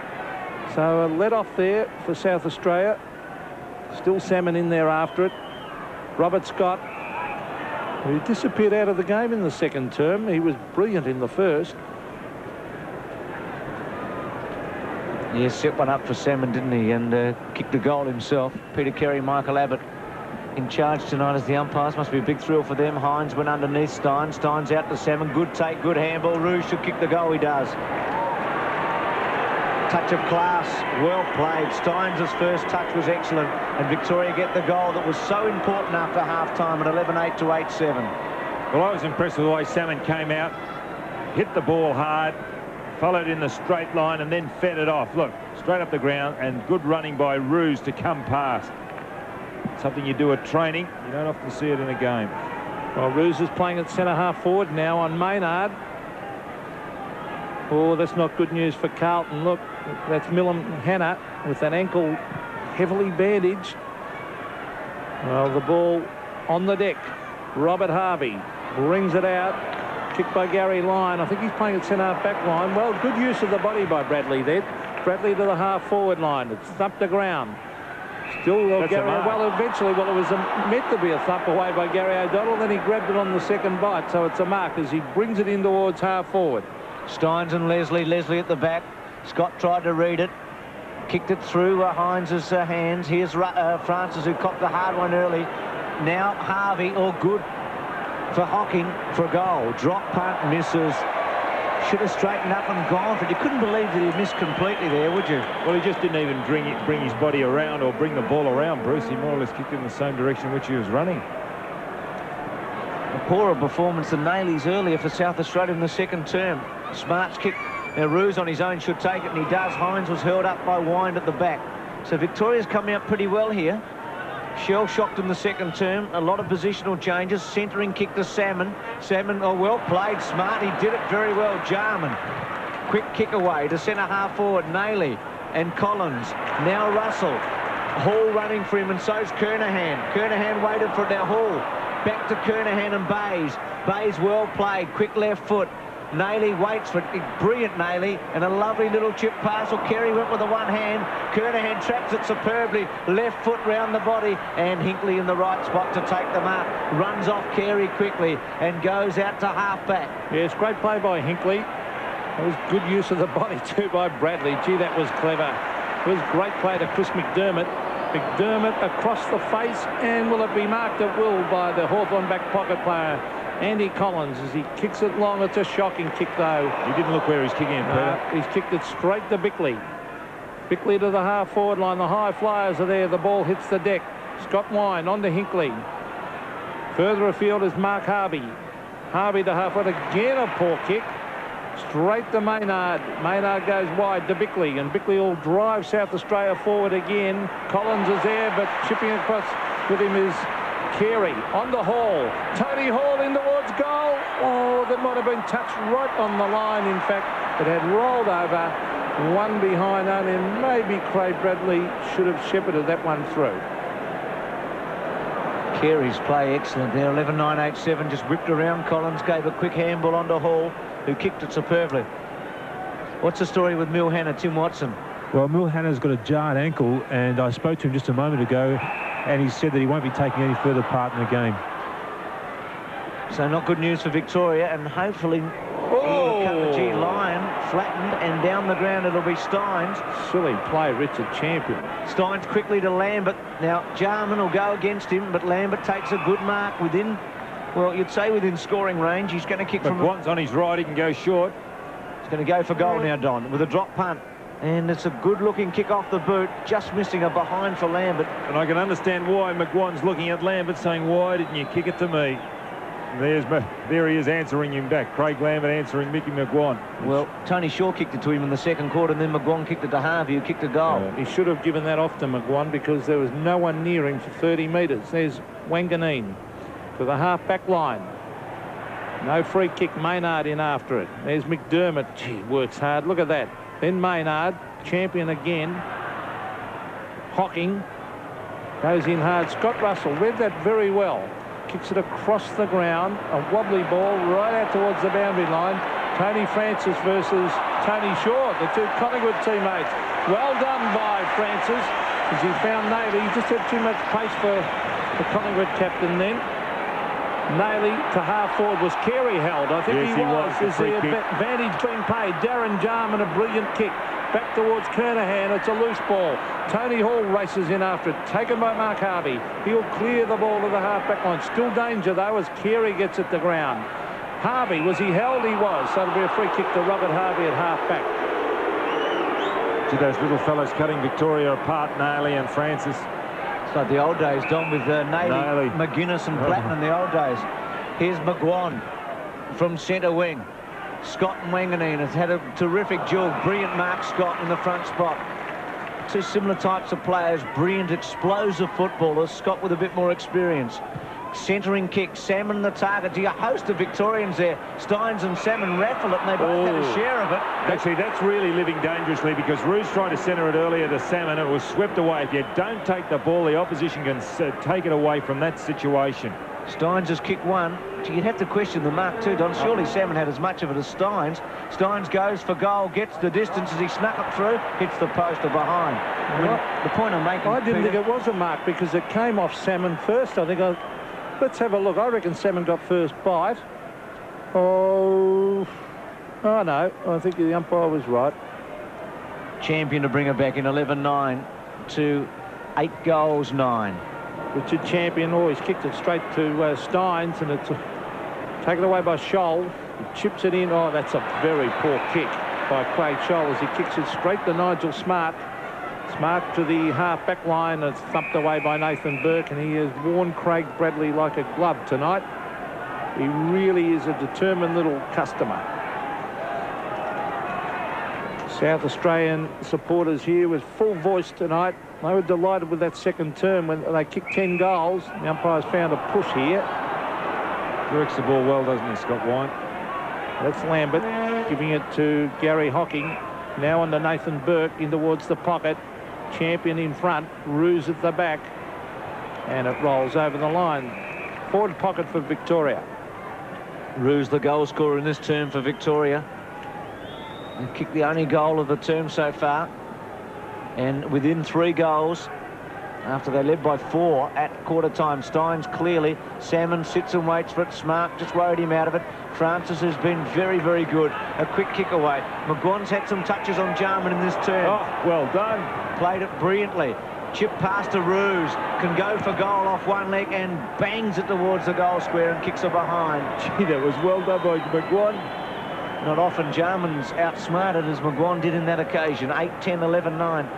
But again, you feel gee, well played, wasn't it? Was that throwing the ball? Leslie at centre half back. Martin Leslie. Wanganeen was running past, but good play by Leslie not to give it to him because he was covered. Centre wing. Players go in hard after all. Nearly a throw by Bickley. Well smothered by Wine. Good play. And he knocks it on to Robert Scott. Robert Scott chips it in towards half forward, and Steins has taken the mark. Now Leslie will have to get back on the mark here. Steins another chip pass, and he has found Craig Lambert. So poor checking that by South Australia. He was well within kicking distance. Let's hope he makes a better fist of it this time. Craig Lambert. Craig Lambert already kicked 2 points. 3 and 3. He's had up starting on interchange. Lambert, a very high ball. Oh, it's very close. He might have snuck this one in for a goal. Yes, he has. So Victoria fight back after that goal to Craig Lambert. It's his first. 11-9 plays 9-10, so it's a different ball game now. Well, all the goals are being kicked down this end of the ground. There's Lambert's kick for goal. That's his first. He kicked 2 points prior to that. And Victoria chipping it around on that occasion. It was Scott to Steins, and then Lambert by himself, and a chip from Steins across to Lambert.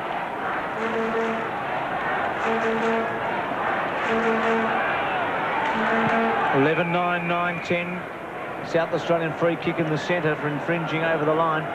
Don, 17 out of the 20 goals have been to the right. So it's an extraordinary figure on a night where there doesn't seem to be much breeze. Hines kicked towards the 50-metre line, getting back Hinkley in the front spot. Kernahan was the player between the two. Well, you look at the windsock and there's not much there, is it? But 17 of the 20 goals to the right-hand side. It's got to be more than coincidental. The kick from Collins to Burke at half-back. Victoria has really lifted here. They've taken the initiative from South Australia, starting with the big man in the centre in Wine as Burke kicks from half-back. It's Nathan Burke. Oh, that might be out in the full. No, the mark has been taken there by Ruse right on the line. The 2 number 1s there, Ruse and Champion. Paul Ruse to the half-forward line, and going back with the flight is Craig Scholl. Good mark. Now he's about 70 metres from goal. He should get it down quickly to Salmon. Salmon's calling for, oh, he goes for a torpedo punt. That wasn't good play. Should have set it up for Salmon. That could be against Robert Scott here. No, it isn't. But really, why they go those long torps instead of... Well, it wasn't even a torp, it was a mongrel punt. But he attempted a torp. I know. Should have set it up for Salmon, who was 1 out. Steins to go against Leslie. Salmon wins the tap cleverly. Hocking, a handball. Harvey's kick round the body, misses it behind. Victoria peppering away at 11-9 to 9-11. Just wondering about Greg Anderson. Donny, I think he'd have to be, injured because They're missing his drive, aren't they? Well, Scholes had a couple of kicks on David Kepler, who's led twice from kick-outs and has had the ball taken off him. Don't want to pinpoint him so far, but you'd think Anderson's got to be injured. Left foot by Wanganeen. Bickley, well played. Now maybe South Australia's Bickley kicks the Hall at centre-half forward. A brilliant mark. Now Kernahan with a chance here. The kick's right, hanging on Bays. Kernahan for his 5th goal. Goes for it and kicks it. 5 for Kernahan. Kernahan keeps this up. He's kicked 5. As Adelaide Crows will be getting that checkbook out again, Bruce. But look out, Carlton, as it's socket off the ground to the half-forward line. Oh, no mark. Still a chance for the Crows. Here's Nailing for South Australia, I should say, the chip pass. And the mark has been taken by Tony Hall. Now, be doubtful at the distance here, Tony, since he's had that knee operation. He'll kick it fairly high as he normally does. It should land up near the square. Here's the kick. Hall up towards the goal square. Kernahan at the back. Comes off the hands of Wine. And in fact, he taps it over the line for a behind. It's a critical goal, that one kicked then, as far as Victoria was concerned, because there was a 10-point margin. Went out to 16, now 17 points. Bays goes wide, looks for Scholl, takes the mark, winning that wing in the 3rd term. Coming off the interchange at half-time. Scholl's kick up to centre wing. Leslie at the back of Steins. Missed by Kepler, taken by Collins. Handball ineffective, but Shaw mops up, high drop punt. Wanganeen and Scott, they've been very good together. Now Bradley to Hines. Handball with some power to Leslie. Now Kepler's first touch, left foot kick, gets some distance. Lyon and Carey. Lyon's going back to centre-half back and Roos up forward, as we said earlier. Now Harvey, high kick back towards Leslie and Scholl. Leslie timed it pretty well. Tapped on cleverly by Lambert, but the champion able to do the job. Goes over to Leslie. Leslie at half forward, goes towards Lyon in the box seat. Hinkley played it well. Read brilliantly, though, by Russell. High left foot. Kernahan versus Bays again. Kernahan in the front spot, as he's been most of the night. Bays happy that time to see it run out. Watching David Kepler there, Don, it's a mirror image of his brother Darren. Well, he's the older brother, Peter. As we see Billy Goggin looking on, and he'd be a worried man at this stage. Kernahan versus Wine, the arms lock. Ball hits the deck. Hinkley back towards the boundary line. Scott Russell takes it over. Danger here for Victoria. They would not want a goal scored here. In this little passage of play, there's Scott Russell, who's proved very dangerous tonight. Again, Kernahan versus Wine. Wine hooks it down with the left hand. The dangerous Nailey is caught. Throw it away to Kernahan. Still a chance. Tony Hall brought down. And the trip, he was legged. I thought Kernahan threw that ball. Or was it Nailey, I should say? Very quick by Nailey, but he roved it well. Let's see if we can see the throw there. It's before that, just before that. It was from Nailey. Now, Tony Hall directly in front. He was responsible for a goal a moment ago for Kernahan. He is directly in front, 20 metres, goal. So South Australia doing it very, very well. Tony Hall kicks his first, and they lead 13-10 to 9-11. There's Nailey getting the ball away. There's the throw. But was that a trip because he started around the hips and went down? Maybe yes.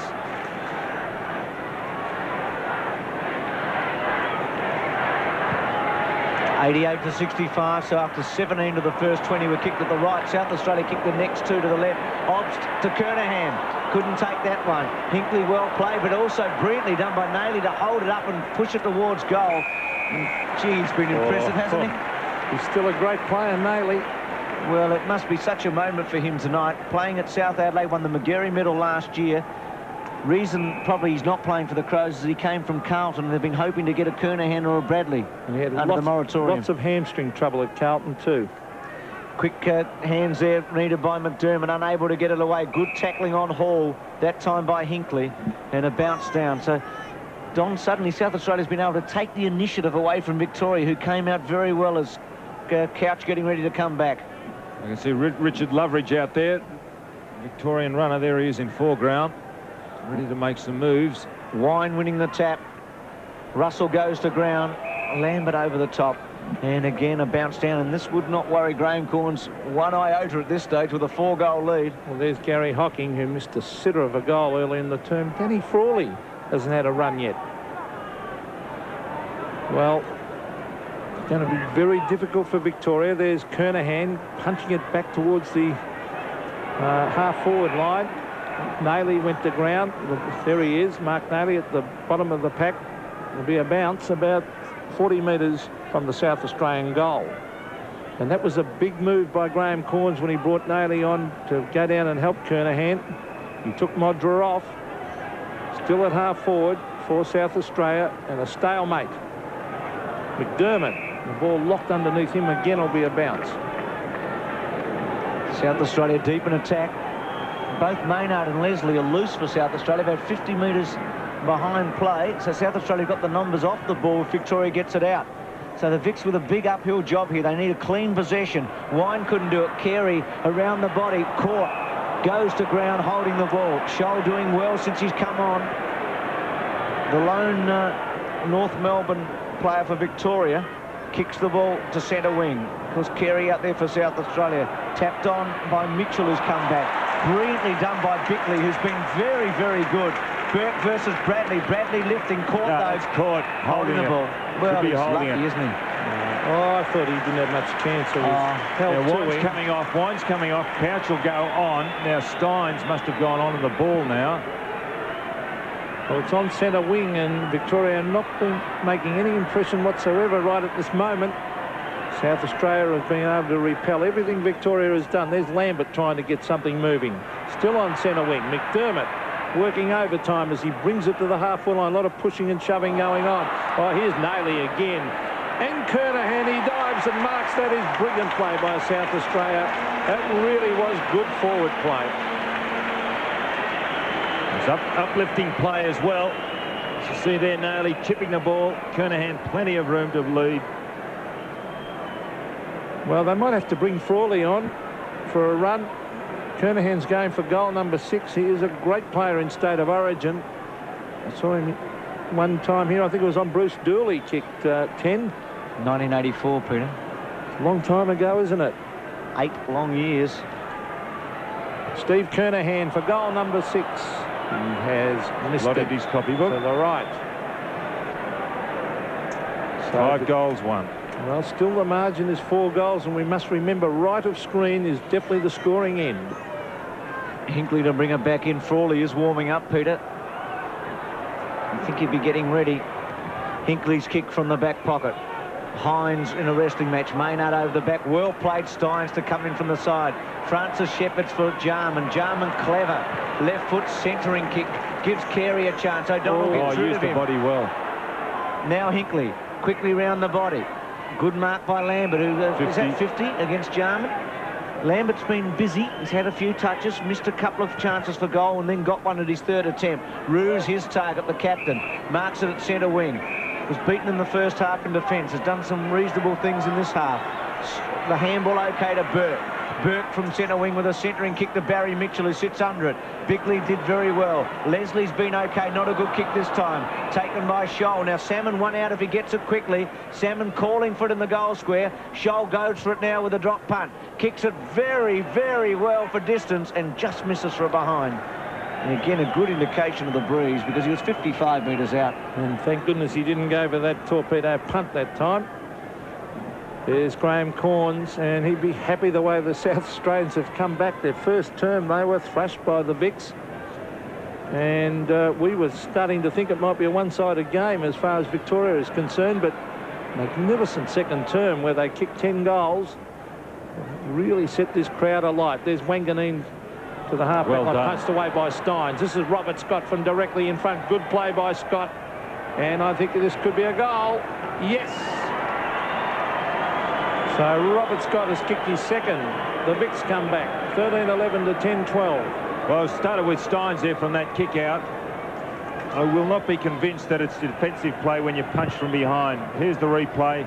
Steins punches down there. Scott had Salmon by himself, but he elected to go for, you can see there's Salmon by himself. He could have done something, went for goal himself, and luckily he kicked it.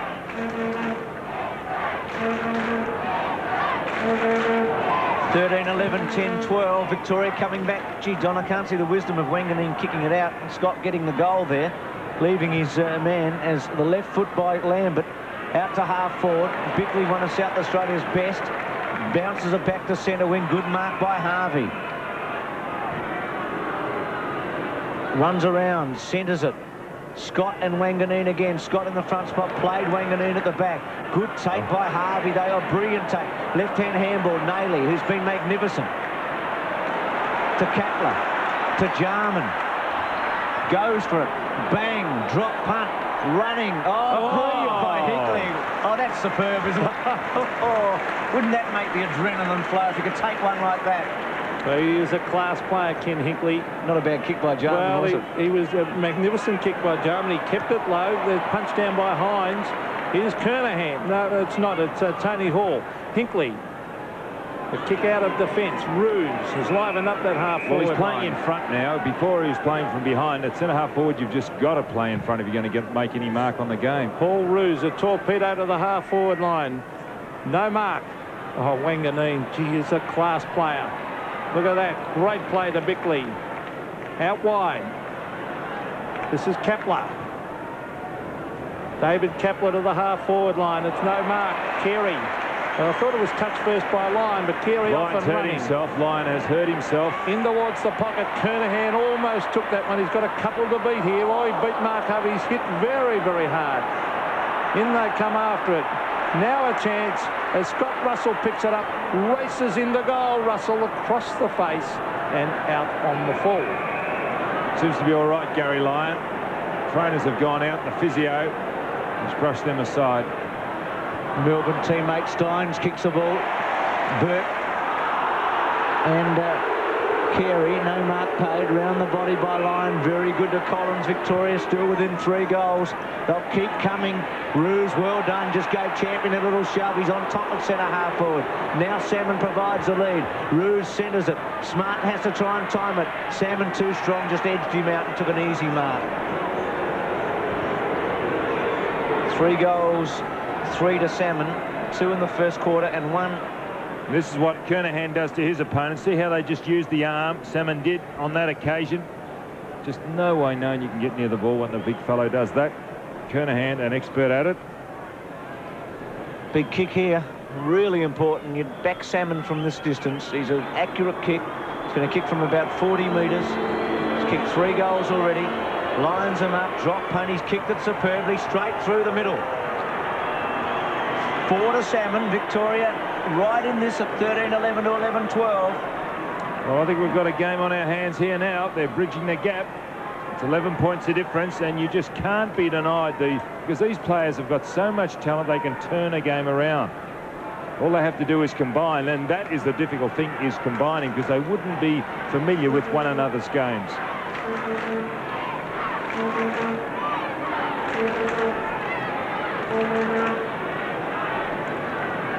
Pride at stake. Victoria coming back hard. Tony Shaw's done very well on Tony Francis in this term. He kept him right out of the game. There's a kick off the ground. Well, that's 50 metres. That was not good play by Ruse. Richard Champion now will be brought right up to the attacking side, and he was behind again, Peter. And that's not real. That's not 50. That's 30. That was about 35, and the crowd were onto it too. Or was that a nudge out? Well, that was what Kernahan normally does, and Bose did it on that occasion. Well, there's Hickley to centre wing. Is that a mark? No, it's not. Loose ball to Kapler. Kapler on the left foot, in towards half forward. Players fly for it. There's no mark as it hits the deck. Kick by Nailey in towards goal, across the face. And he swoops on it. He's a dangerous player. Very quick in hand to foot with the ball. Well, it'll be a throw-in that forward pocket because the ball bounced across the line. Well, I think we're in for a terrific finish to this game. Steins and Kernahan in the pocket. Steins won it. Francis unable to. Shaw doing the job very well there, holding it up. 89 to 78. It's been a tremendous match. South Australia again with the numbers off the footy from the 50 metres away from the ball with Hines and Maynard. Roos will be outnumbered 3-1 if it comes out in a hurry. Collins trapped it very well. O'Donnell unable to. Obbs pulled off the ball by Harvey. And again, it'll be a ball up. South Australia deep in attack. And they'd be pretty happy, I think, if they can go in at three-quarter time with this little cushion. If they come this near flank, Bruce, it's a 3-on-1 situation. Roos has got Champion, Hines and Maynard. Kernahan, a good tap over the top. Left foot kick by Russell. Should be taken by Bays. He does. Swings around onto his left foot. Long kick to the space. Now that's a good kick. He timed it, Don. He realised he had to cover Maynard, and he did it very well. Roos, bad luck for him. Off the ground and out on the full. That was good play, because earlier we mentioned about how Roos was outnumbered 3-1 and 4-1. It was good play by Bays to put it long over the head with a torpedo. Yes, it was a great kick, that one, as we see Martin Leslie to the half-forward line. Some holding off the ball then. It's going South Australia's way, and it'll go to Carey. Wayne Carey in towards Kernahan. Kernahan and Bays thump the ground. Stein's doing the roving. Oh, good play by Stein. Geez, talented. Now Lyon. Now Mark Harvey. Mark Harvey sweeps it out wide. This is McGuan. Waits for the bounce. Mick McGuan. Hand pass over the top. Mitchell. Now it's Robert Harvey, a chance for Victoria as the kick comes to the half-forward line. Roos. He's been very, very good since being moved to centre-half forward. It's amazing how the ball is always attracted to movement, because Roos was about the only one offering any movement on that line. Salmon was asking for high, and he was stationary, but Roos was making some movement. The ball attracted to him. A vital kick. 11 points the margin, a chance to make it 5 points. Paul Roos stabs and sneaks it in for a goal. A great kick. 2 goals to Paul Roos, the Victorian captain, and what a pressure kick that was in a three-quarter time here at Football Park. What a match we've got now.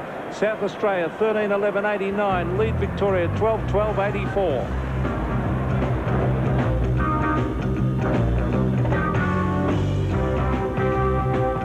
It'll be a magnificent last quarter. There's a lot at stake here.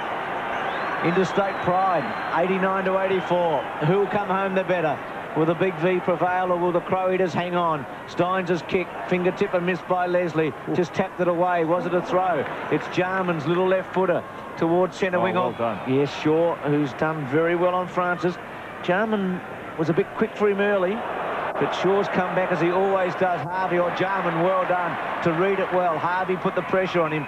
Jarman's little kick, I think he might have run out of bounds as he kicked it, and it'll come back to centre wing. There's the bench with Modra and Champion, and Anderson obviously injured, and Pittman, by the look of it, in the shadows in the forefront. Well, it's on centre wing. Steins versus Hines. Hines takes front position. Steins trying to grab it. This is Chris McDermott bursting his way out of that pack in towards half-forward. The mark taken by Hinkley, is playing a tremendous game for Victoria. He is a top player, Kenny Hinkley. To the half-back line, Mark Harvey back with the flight, has taken the mark. Harvey's had a fine season for the Bombers. Brings it to centre wing. It was too high, the kick. Oh, courageous effort. I cannot believe. Oh, fancy not paying that mark. And the crowd giving the umpire the hoots. McDermott in towards Kernahan. Well done, almost a mark to Kernahan. Carey went to ground. Adam Saliba's in there too. Well, I can't believe that wasn't paid, that mark. I think it was Bickley, wasn't it, Don? Well, let's have a look. Bickley, and then crashed from behind. And although he did stage it a little bit, still on half forward for South Australia. Thump down. There's a quick kick. Nailey, the dangerous Nailey, tries to hook it back and puts it through for a behind. The crowd here, of course, right behind South Australia. Millum Hanna there, Scott Wind, Gary Hockey, and still Danny Frawley hasn't had a run. Bays, who did very well on the third term under great pressure from Kernahan, short to Burke. Had the better of Bradley early, but it's been quieter since. Back to Hinkley, measured handball to Harvey. Quickly. Saliba runs him down. Well, Burke throws it away. Kernahan tried a check side. Harvey taken off it by McDermott. Good play, McGuan into the centre. Gee, that was an important ball by McGuan. Couch takes the mark. Swings onto his left. Good kick towards Steins. Victoria running. Harvey will provide it. goes for Salmon. Salmon and Smart, well played Smart. Lambert went straight at him. Harvey, well played again, left-hand handball. Intercepted by Bickley, who's been superb. Lambert's handball coming back. Sitting and waiting, McGuan. McGuan's left foot goes to the goal square. A chance for Victoria. Roos, here's Couch to kick a left foot goal. Scores a level, all square. Couch, who last year kicked an important goal in the last quarter at the other end. Setting Victoria up tonight, puts them dead square and level. Well, they did this well, Victoria. Some of these players just starting to slow down a little bit. We saw there McGuan just getting his kick away. Nearly lucky not to be run down. But now we've got a game. Scores a level. Jimmy Steins. There's David Hines. Robert Harvey on left of screen. Terrific atmosphere here. Scoring end has been to right of screen, but the Vicks are fighting back. A lot of pride at stake. Players represent their state. They really give everything. 13-12 apiece. Steins versus Hines. Jimmy Steins. Socket off the ground by Darren Jarman. A good kick too, but oh, what a mark by Hinkley. He's playing a superb game. Well, he's a class player. In a losing side for Geelong last Saturday, he was easily their best player against the Hawks. There's Couch, or dangerous as Francis punches it back towards centre wing. A further punch lands with Lambert. This is Craig Scholl, and the Vicks are off and running. A slip Scholl, but able to get it to Harvey. Another important touch for him. Again, McGuan running on. One bounce will go for goal. Long kick to the square. Salmon, front spot, Scott off the ground for a goal. His third. Scott's got three. Well, that's the way to do it, Bruce. I mean, they were doing it the other end of South Australians in the second quarter, getting underneath, anticipating. Victoria are also predictable. They've got the big fellow, and McGuan went high. Salmon by himself, got front position. The ball comes to ground, but it's Scott going to run in and watch. Look. And also Mitchell running in there as well. So the little fellow's getting underneath the big fellow's mistakes. The Vicks lead by a goal.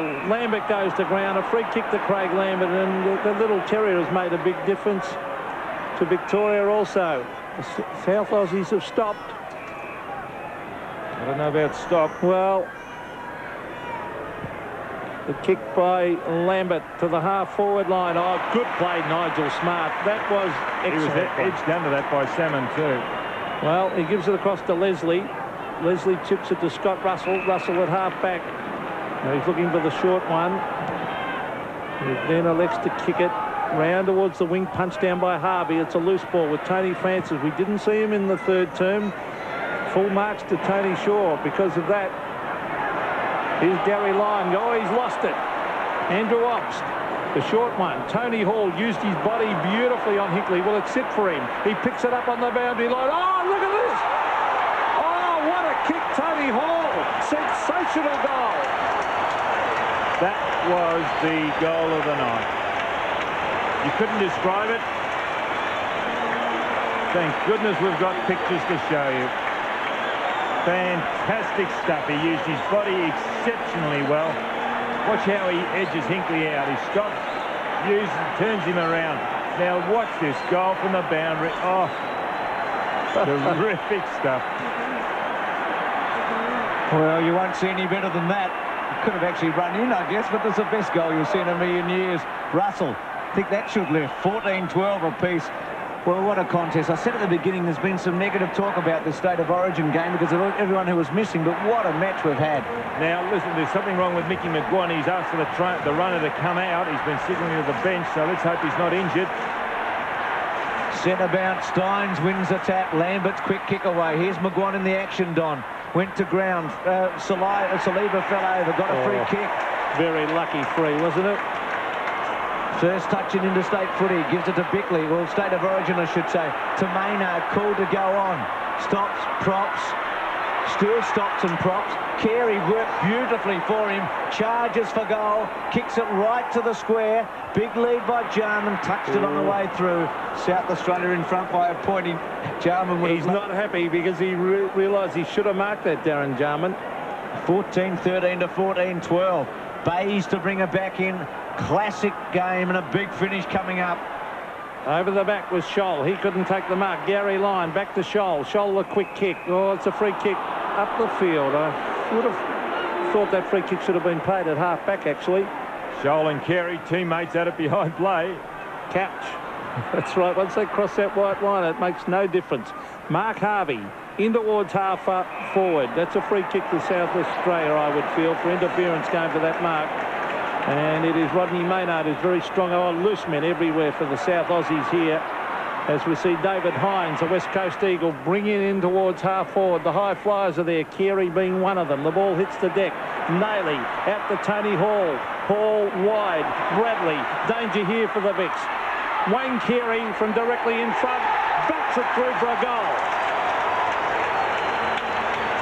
Actually, that was well done by Carey because Burke was really running him down then. He just got his kick away just as Burke was laying the tackle. Watch this. Strong play here. Nayley again across to Hall. Bradley in turn to Carey. And Carey just getting his kick as Burke came in. Fans screaming here. South Australia by 7 points. Shaw went for a kick off the ground. Hines has been terrific. Hobbs run down and held up, and a ball up in the centre square. South Australia just in attack by 7 points. McGuan picks himself up. Saliba in the background. Obster's there. It's been a real contest. Now Victoria's turn to come back at South Australia. Lambert was a poor handball to Scholl. Russell was a hot one. McDermott had the strength in the end. Back to Russell. Russell's centering kick to Hall. Well played Hinkley. A good take by Lyon. The danger for Victoria is that Francis will run away from Shaw. Can Scott get there? Francis brilliantly. One hand pick up. Round the body. South Australia with the numbers. They've got two, but they give a free kick away. Very poor play. Maynard and Carey against Lyon, and they gave it away to Lyon, who goes short to Hinkley, who runs off half back. And Wayne Carey was not impressed with that decision. On to Mick McGuan. He's all right. As a bounce. Now another one. Over the top. Andrew Collins to the half-forward line. One-on-one. Oh, free kick to Victoria. Holding decision. Will have to come back to Roos. No doubt about that. So the Vicks fight back. Rodney Maynard covers an incredible amount of ground. Now he's down in the back pocket. He was in the forward pocket earlier. Paul Roos in towards Salmon. Nigel Smart at the back. Salmon at the front, and Salmon takes a good, strong grab. He really does run himself ragged. There he is, hands on the head, Rodney Maynard. Well, that was a good mark by Salmon. He had the run. Roos putting it up high. Just too big. And as the game comes on, or goes on, just can't jump as high, and that's where height's an advantage. Well, he's kicked for Salmon. I think Nigel Smart's actually done very well since he went to full-back. But this is a pressure kick, 45-degree angle. He's normally pretty accurate, the big fella. Paul Salmon will kick and sneaks it in for a goal, I would feel. Yes. So Victoria hit back 5 goals to Paul Salmon, 15-13 to 15-12. So South Australia by a point. Well, players from both teams really putting themselves in. They're not moving as quickly as what they did in the first quarter. It's understandable. The height of Salmon an advantage. 5 goals, 3 tonight. Salmon just gets that in.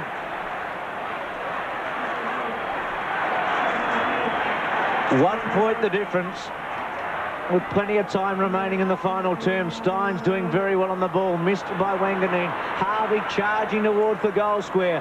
It's getting a touch. Bickley, a chance for Mitchell. Leslie didn't quite get it to the boundary line. Bickley's got it there. Runs out of play. And we'll be happy with that end result. Actually, that was good play by Robert Scott. Steins got it out, but Scott used his body really well on Wanganeen, which created a path, and Victoria took that ball out of the centre unimpeded.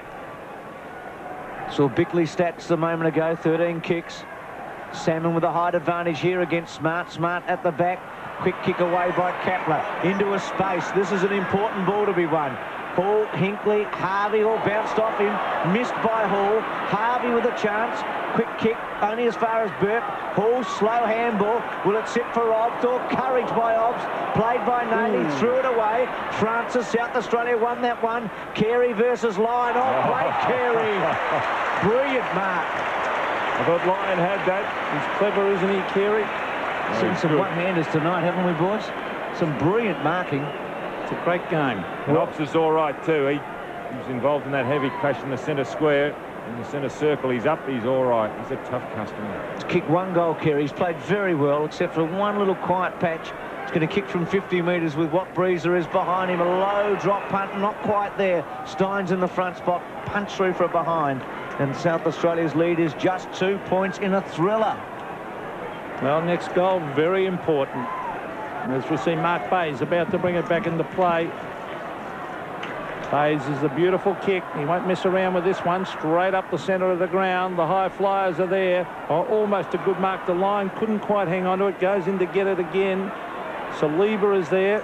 Shuffled out by Obbs. Saliba again. Dives on it. Now tries to get it out. He can't. So it will be a bounce, and the South Australian crowd appreciating the work of Adam South Australia got more numbers around the ball just at this moment, Peter. They're really starting to lift now. Well, it's halfway between centre wing and half forward for the South Aussies. Steins versus Hines. Harvey surrounded by South Australians. Well, you can see that again. They're all onto one. Well, it's still at half forward. 2 points the margin. South Australia lead. Anyone's game. And this is what the crowd came to see, a good, tight, hard contest. Actually, they'd want the South Aussies to win. They're pretty parochial here. Here's Naley, who was brilliant when he first came on. On to Bickley. Bickley to the half-forward line. Was that a holding decision? Jarman. Still Darren Jarman. Now he was held, Darren Jarman. He was playing for the free kick and he eventually got it. It was against O'Donnell initially. O'Donnell had him. He was caught behind. Now he is a mercurial player, Darren Jarman. I wonder if he'll try and look for the short one or go for the long bomb. No, he's going the short one. And he's found his man. And it looks like Naley it is. Mark Naley. Still that hold, Peter. Old Steins has dropped into it now. Mark Naley will kick from 50.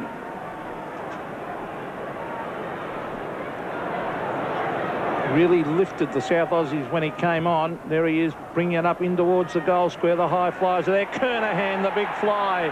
How will the umpires see this? Eventually it's forced over the line for a behind. Kernahan very close to marking that ball. Steins hurt himself too. He was underneath Kernahan. Well, as we look at the scoreboard, it's 3 points the margin. Ken Hinkley kicks it to himself, then onto the left boot. Brings it to the half-back line. Scott Russell, all the markers drop there. Taken by Naley, a sweeping hand pass. Here's Maynard. Maynard, a high floating kick in towards the square. Kernahan, yes, a top mark, Stephen Kernahan. He will kick for goal number 6 from 20 metres. Well, he is very strong overhead. There's Graham Corns looking on. And a vital kick coming up. And the worrying thing about Victoria is back at the centre of the ground, all those players going across to Maynard and Naley, congratulating them, a host of players back from where that ball came from. Their enthusiasm starting to rise. Stephen Kernahan has kicked 5. He is 15 metres out, directly in front, a chance to put them 9 points in front, and he does. Full attendance tonight, 32,984. Hines to go. South Australia leads by 9 points, 11.5 minutes remaining. Naley tried to snare it out of the centre, unable to do so. Good handball though by Obbs to Saliba, to half forward. Off the ground by O'Donnell. Robert Harvey's been excellent. Kick to the space, falling over. Well, Kapler didn't fall over. He got back to spoil Couch. Bradley missed it for a moment. Scott, who's kicked 3 goals. Now Barry Mitchell. Robert Harvey caught by Saliba, threw it away in the end. McGuan run down, no free kick. Bickley well played, but gave it up to Scott. Scott from 70 metres, centering kick, ruse the target. Great mark. Yeah, that was a good one. Well, I was going to say Kernahan's was a captain mark at one end. Well, it was from the vice-captain. That was a captain's mark at the other. Oh, that was a good mark. It was a needed mark, a much-needed mark. Look at Ruse. Gee, that was a good mark, wasn't it? Kicked 2 goals since going to centre half forward. at half-time has been a very important player. Stabs it straight through for his third. And a terrific goal. A pressure goal, a pressure mark. That should lift those fellows out there. If it doesn't, they haven't got anything that flows through their brain. Veins. We know exactly what you mean, Don. McGuan. Good tackle by Couch. Scott again figuring. And Ruse. Terrific stuff. And a pressure kick. 3 points the difference. Back to the centre. Steins versus Hines. Hines tried to knock it on. There's Mick McGuan racing in after it, but it's held to his chest to be another bounce by Peter Carey. Out of this centre, very, very important. Centre breaks last quarter. Victoria 5-2. Again, it was Steins. He knocks it on towards the half-forward line. That was Wanganeen, a flying kick. Now Mitchell. Now Lambert. Good play. Nathan Burke into half-forward. It should be marked, and is. And this is Robert Harvey. Now he wants to get on with another chip pass. Oh, loose man there at half-forward. And the mark has been taken for Victoria, and that is by Mick McGuan. He really knows how to get on his own, McGuan. 19 kicks and 4 handballs, 9 marks. An excellent game from the Collingwood Star, and a vital kick coming up. A chance to put Victoria 3 points in front. He's kick one. Mickey McGuan from directly in front. Oh, it's a high ball. It's floating. It floats through for a goal. Well, there's pressure out there, and a lot of these Victorians are now starting to be counted, as some of those South Australians are too. Pressure from Ruse when he kicked his, and this is a pressure goal from McGuan. Just edged forward, the Victorians.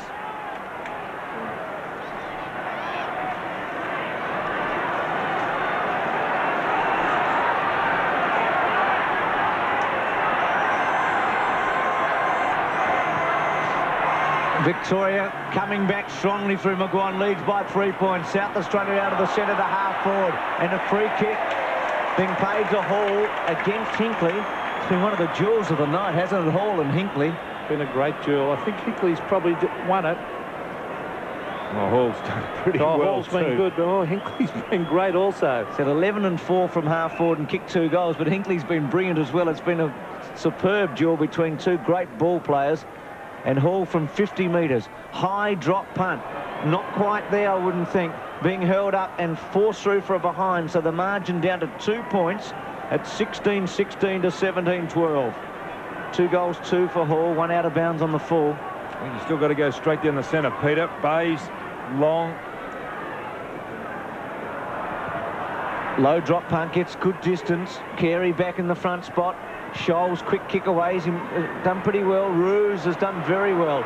Kapler and Couch there and Ruse. And it'll be a ball up in the centre square. Victoria slightly in attack. They lead by 2 points in what's been a wonderful match tonight. Ruse 13 and 2 has really fought back after half-time. Almost in the centre of the ground. Steins beaten for it. There's Scholes caught. That's holding the ball. It was a terrific tackle. And that was by Darren Jarman. That really was a good, strong tackle. He should be kicking this long.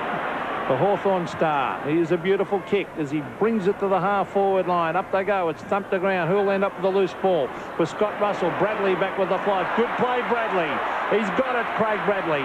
Gets back onto the left foot. He'll centre it for Kernahan. Kernahan. Oh, was he pushed off it? No. Play on calls the umpire, and eventually it's forced through by Gary O'Donnell for a behind. So the score's down 1 point the margin. Oh. He's just getting a fist to it. Dare I say it, but wouldn't a draw be a fitting result? 16-17 to 17-12. No premiership points at stake. Just the glory of the game, which has been tonight. Steins at centre half back. Victoria hanging on courageously. They've been magnificent. Harvey's kick out wide to Collins, who's got some space. A goal here would be critical. Couch running for him. He's a left footer. Kapler should know it. He's with him. He goes over though, Kapler. Couch gets away from him. Steadies. Goes for goal. And might have kicked it. He has, I think. Couch has kicked it for the big V. His second goal in this final term. And Victoria have got the edge. Well, that all started from that long kick out. A great mark by Steins under a lot of pressure. A quick handball across to Harvey, and Harvey in turn to Collins. Collins puts it out in front of Couch. You really can't trap it. Then uses the body on Kepler. Kepler, a desperate effort. But what a kick from Paul Couch. You can see there a jubilant Couch. Back to the centre. The Victorians, well, have shown a lot of courage tonight. At various stages, South Australia looked like running away with it. Sock it off the ground to Obbs.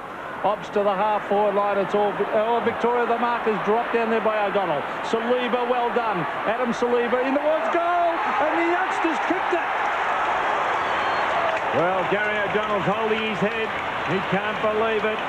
Saliba kicks his first. Look at this. Point the margin. Victoria lead. What a game of football. Boy, they can turn it around. A mistake is ever so costly in these games. And Saliba capitalising on that effort by Gary O'Donnell. There it goes. Oh, what a game. Turns 20 next week, Saliba. Little round-looking footballer, but can he play with some skills? A point the difference. What a contest. Hines and Steins. Great moments coming up in the game now. Burke's quick kick away. Jarman, played Burke, took it out of Jarman, and then running straight into Kepler, who held him up. Well, there'll be some heroics in the next 4 or 5 minutes, I'd imagine, like they've been all night. Well, everybody thought, with all those stars out of both teams, it wouldn't be much of a game. Boy. Well, it's got to be one of the best ever State of Origin matches, and there've been some excellent ones. Harvey's quick handball to Burke, 6.5 minutes remaining. 1 point the difference, 119 to 120.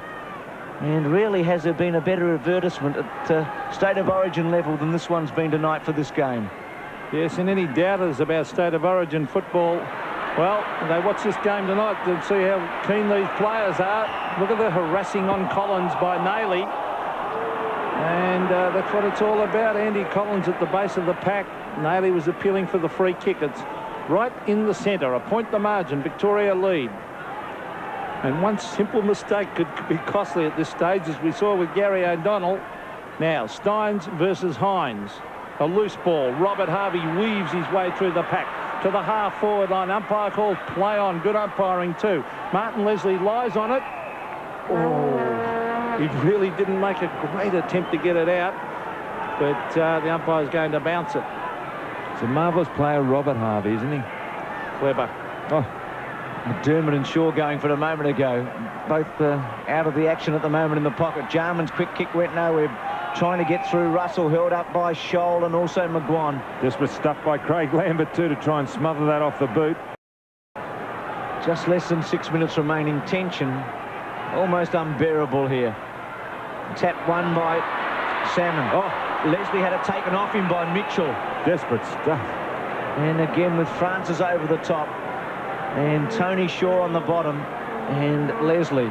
His fingernails will be well bitten down this evening. Here's Salmon again to go for it. Steins has dropped back into the centre. It could be an important moment here. Salmon goes and gets rid of Hines. Hines was in the front spot. And again, Victoria over the top. It's been a free-flowing, free-scoring game. Mitchell on the bottom. The Vicks lead by 1 point. And all of a sudden, the desperation, forcing the ball into a rugby-like scrum. It's just over 4 minutes of play left. A point the margin. Victoria leads. Lambert, the quick kick. In towards full forward, Ruse. Now Nigel Smart, he did that very, very well. He goes wide to Bickley. They're off and running. They've created the loose man. Bradley is there and Tony Hall. Hall races after it. Still in play. Yes, it is still in play as he shuffles it out to Bickley. In went Tony Francis. Tony Hall again.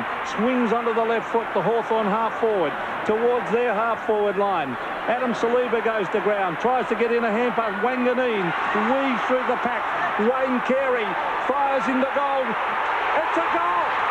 Wayne Carey's kicked a great goal. South Australia hit the front. They lead by 5 points.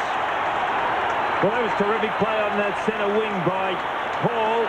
He led Hinckley in the race to the ball, and Hall kept it in. And by keeping it in, he gave South Australia a chance. And here they are capitalising on it. Wanganeen. And then there's a long bomb here from Carey. Oh, did it bring the crowd to its feet. What a terrific goal. Well, what a last quarter this has been after 3 brilliant first quarters. Harvey, Leslie took a chance. Jarman and Burke. Well played, Jarman. It comes off. Carey to go for it again to the goal square. Kernahan at the back. Through his fingers are behind, but it's a goal the difference. One straight kick the difference at 18-18 to 18-12. 3 minutes remaining. Gee, Carey's been important, hasn't he? Jarman was clever then. Bays bangs it into the centre. Maybe we'll get that draw done after all. McGuan's kicked back. Roos in the front spot. Pushed into it, takes the mark. Less than 3 minutes to go. Roos with his 3 goals. Salmon the target. Smart's been good. Salmon's great kick. Oh, good in front. I think that Nigel Smart has been fantastic at fullback since being moved on to Salmon, because he is such a class player, Smart, as he brings it in over the centre wing. As a matter of fact, it's almost a mark again to Carey. It is. Oh, what an important player in this last term. If they get a goal here, I think it'll be shut the gate. Wayne Carey. Kernahan's got 2 to beat. It's a loose ball. Adam Saliba will pick it up. He's very talented. He handballed it away. Let the game go. That's a free kick, Don. He handballed it away and then was grabbed. It was clever play, Saliba. I thought he was great. He got the ball away when he was grabbed. Well, watch this on let's have a look. replay. He handballed. That's a free. No, that's like the old rule when they used to bounce it, but they handball it now instead. Adam Saliba, well, he looks a little bit overweight, but he is certainly classy. He's 55 metres from goal. He should bang it in long to the square. There's the kick, a high one. The pack develops. The high flyers are there. Jimmy Steins thumps it over the line, but that'll probably suit South Australia. They lead by a goal. Gee, your point would have been handy, though, Peter. Would have given them the edge. Steins did a good job to keep it away from the points. The Vics need a clear one here. 1:30 remaining in a classic confrontation. Steins gets it down. Barry Mitchell's quick kick taken by Bickley. A quick kick. South Australia needing a behind out on the full. Whoa! So the Vics have got the time. They've got to set up a clean bit of play here. Some rhythm for Victoria. Some clean gets. Shaw, Steins couldn't take the mark. Still Steins. And is that out on the full? Well, poor Jimmy didn't play that very cleverly. Ran out of options, didn't he? Well, he really didn't have too much to do there, Bruce. He couldn't bring it back. He really was pinged against the line, wasn't he? Only alternative really to run out himself and trouble now for the Vics. Well, Carey's kick from half forward, centering kick. Kernahan outnumbered as he's been all night. Oh, great fly marked by Tony Hall, who kicked one of the great goals in the game earlier in the quarter. And against Sydney and against Brisbane Bears to win the game for Hawthorn. He did this, didn't he, in the last minutes up at Carrara. Here it is, Hall. You just can't afford to let him go. Look, Himpey's behind. He's got to block him. It's kick 2. Even a point would win it for them, probably. Drop punt. He's hooked it. It's a behind. Anticlimactic, but it should be enough. I don't think I've heard a bigger cheer for a point in a long time. Oh, what a game, Bruce. This has been sensational. Well, South Australia will win it now because there's 12 seconds remaining and they lead by 7 points. Bays gives it away down the centre. Francis, with this kick the goal, goes for it and goes, and that's it. That's it. That's the ball game. Siren sounds. Shaw and Francis together, the 2 Collingwood heroes.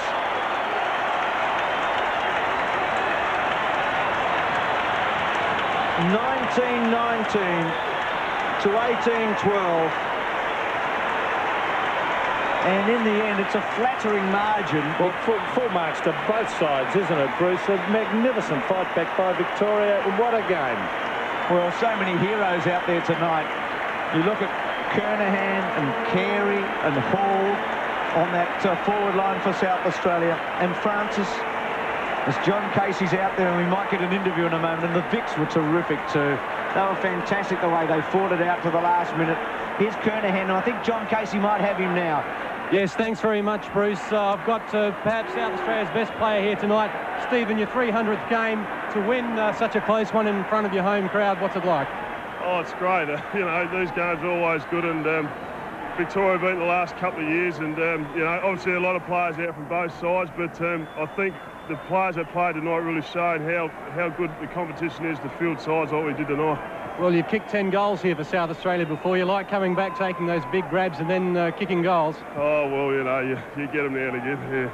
I did see you sneak a look up at the scoreboard about the 27-minute mark when the Vicks were 7 points in front. What was going through your mind? Well, I thought that the last quarter went about 31, and I thought we still got 4 or 5 minutes to go.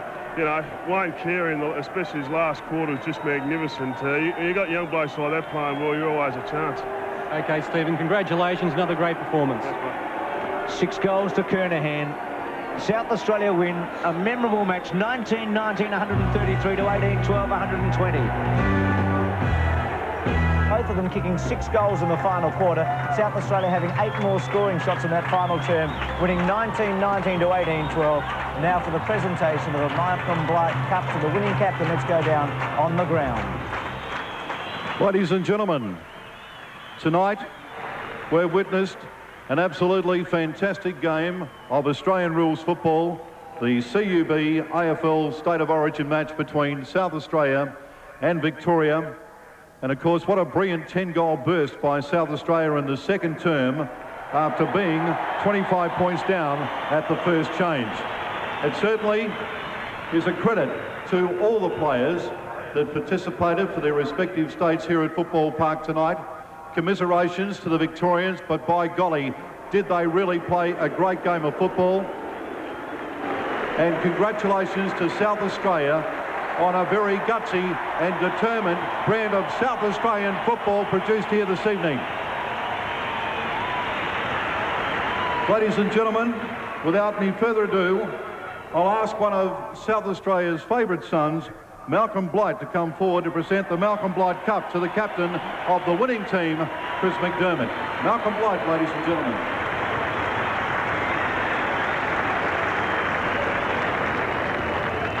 Chris McDermott, would you come forward, please?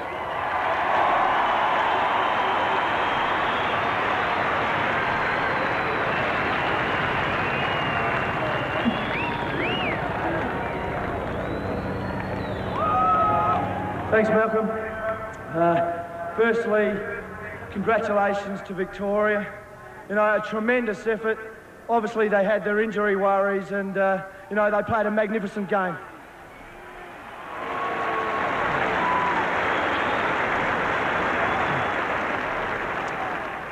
And to these blokes over here who never gave in, just kept battling all night long, every single one of them. They did their state proud, they did you, the supporters, proud, and restored some pride back into South Australian footy. Thanks for your support. See you next year.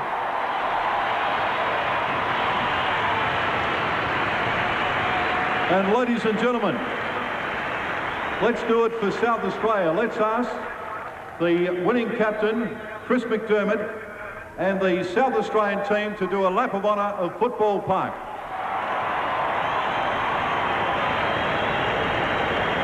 And let's recognise the quality of the players representing South Australia tonight. Number 1, Richard Champion.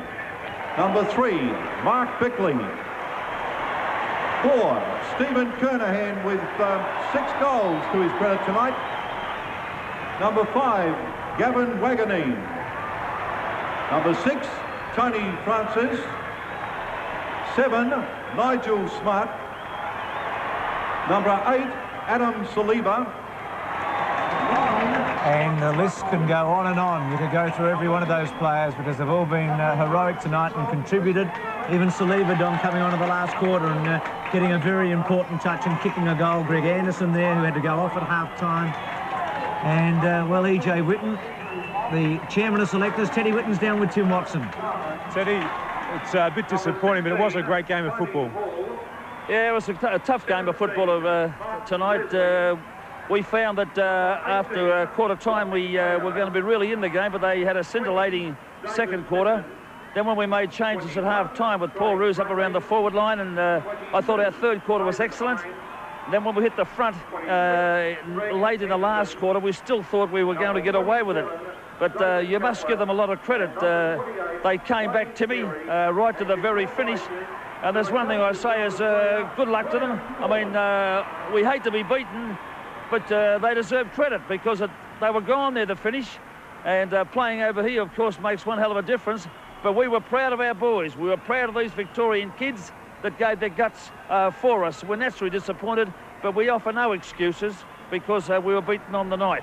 But it was a tough, hard game of football. What did Billy Goggins say to the boys at half-time? Well, he asked the players at half-time for character in particular, because he felt that in the second quarter, after leading in the way at quarter time, that we allowed them to get back into the game too easily. We allowed them to take possession of the football and control it there. And he said it's about time you woke up to yourself and realised that our name is on the line, Victoria, and our credibility is on the line, ours and theirs and Victorians. And I thought in the third quarter that they came out and they did exactly what he asked for. It was a tremendous finish of football. I don't think anybody watching would have been disappointed apart from Victorians that we've got beaten.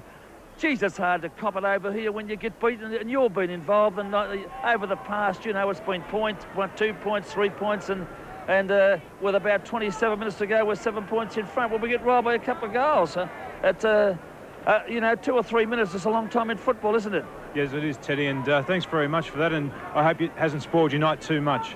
Well, it's going to spoil the night because we don't like being beaten, you know, and after a great victory and against Western Australia, but we still feel that we have the nucleus of these young kids, give them the opportunity that the State of Origin football will be around for a long time, and all you Victorians, I think you should be proud of them. They did us all proud, even though we didn't come out with the points. Thanks, Teddy. Teddy Whitten there. Don, you'll have to be quick with this summary, but I reckon the best statement is, has it spoilt your night, Teddy? Yeah, no, it was just a terrific game, and I'm glad that everybody should get up and applaud both of these sides. They really did have, as Peter McKenna says, a red-hot go. So it fluctuated. It was just a terrific go. Players putting themselves on the line. Stats, they should be fairly even. They are as far as disposals. Victoria head in marks, but they were going short with their passes a lot of the time. Men unattended on a couple of occasions, but really it was a terrific game of football. And, you know, State of Origin football can only benefit from a game like that. I wholeheartedly agree with you, Don. Terrific match. South Australia winning in the end 19-19 to 18 goals to 12. We'll take a break, back with more from Football Park after this. Very important in the second quarter revival for South Australia. Well, I had him marked down as a good player in the second and fourth quarter as Bruce, and his stats vindicated that, 6 and 8 in those particular quarters. He's finished up with 21 possessions. He is a gun on that half-back line. He's awkward kicking style, but still a very tenacious player. Harvey was fantastic, wasn't he? My vote for best on the ground. 33 possessions, but not the fact that he gained those possessions. Gee, he's got a lot of class. How he can get out of trouble just amazed me tonight, and his passing was terrific. What do you think of Obs's game? I thought it was a very gutsy game. Andrew didn't figure highly as far as, you know, good players are concerned. He was good in the first quarter when it was tough, and he is a tough player, but he still finished up with 19 and a terrific goal in the second quarter. McGuan? Yeah, McGuan I thought was all right, actually. It was an interesting battle. He had Jarman there for a while, then was taken off and on him, and but he's finished up with 25. But that was a pressure goal in the last quarter, which was a ripper. He's finished with 2. Look at Carey's last turn. Well, yes, there it is. A great last quarter. I thought Lyon was a terrific player for Hawthorn, and Lyon was a centre-half back, but he turned it over on Carey in the last quarter. Hinkley on Hall. Well, I thought Hall was a good player, but Hinkley's picked up 23 possessions, but Hall was a good player, especially in the crunch of the last quarter. Well, what a match it was. South Australia in the end winning by 13 points. Kernahan with 6 goals and Salmon kicking 5 goals for Victoria. Hope you've enjoyed it tonight. I'm sure you have. It's been one of the great matches in AFL. State of Origin. Welcome back. State of Origin football is set to break new ground. It follows discussions between the SANFL and the AFL this morning. A week-long carnival is now almost a certainty, with South Australia set to stage its first ever state match double-header.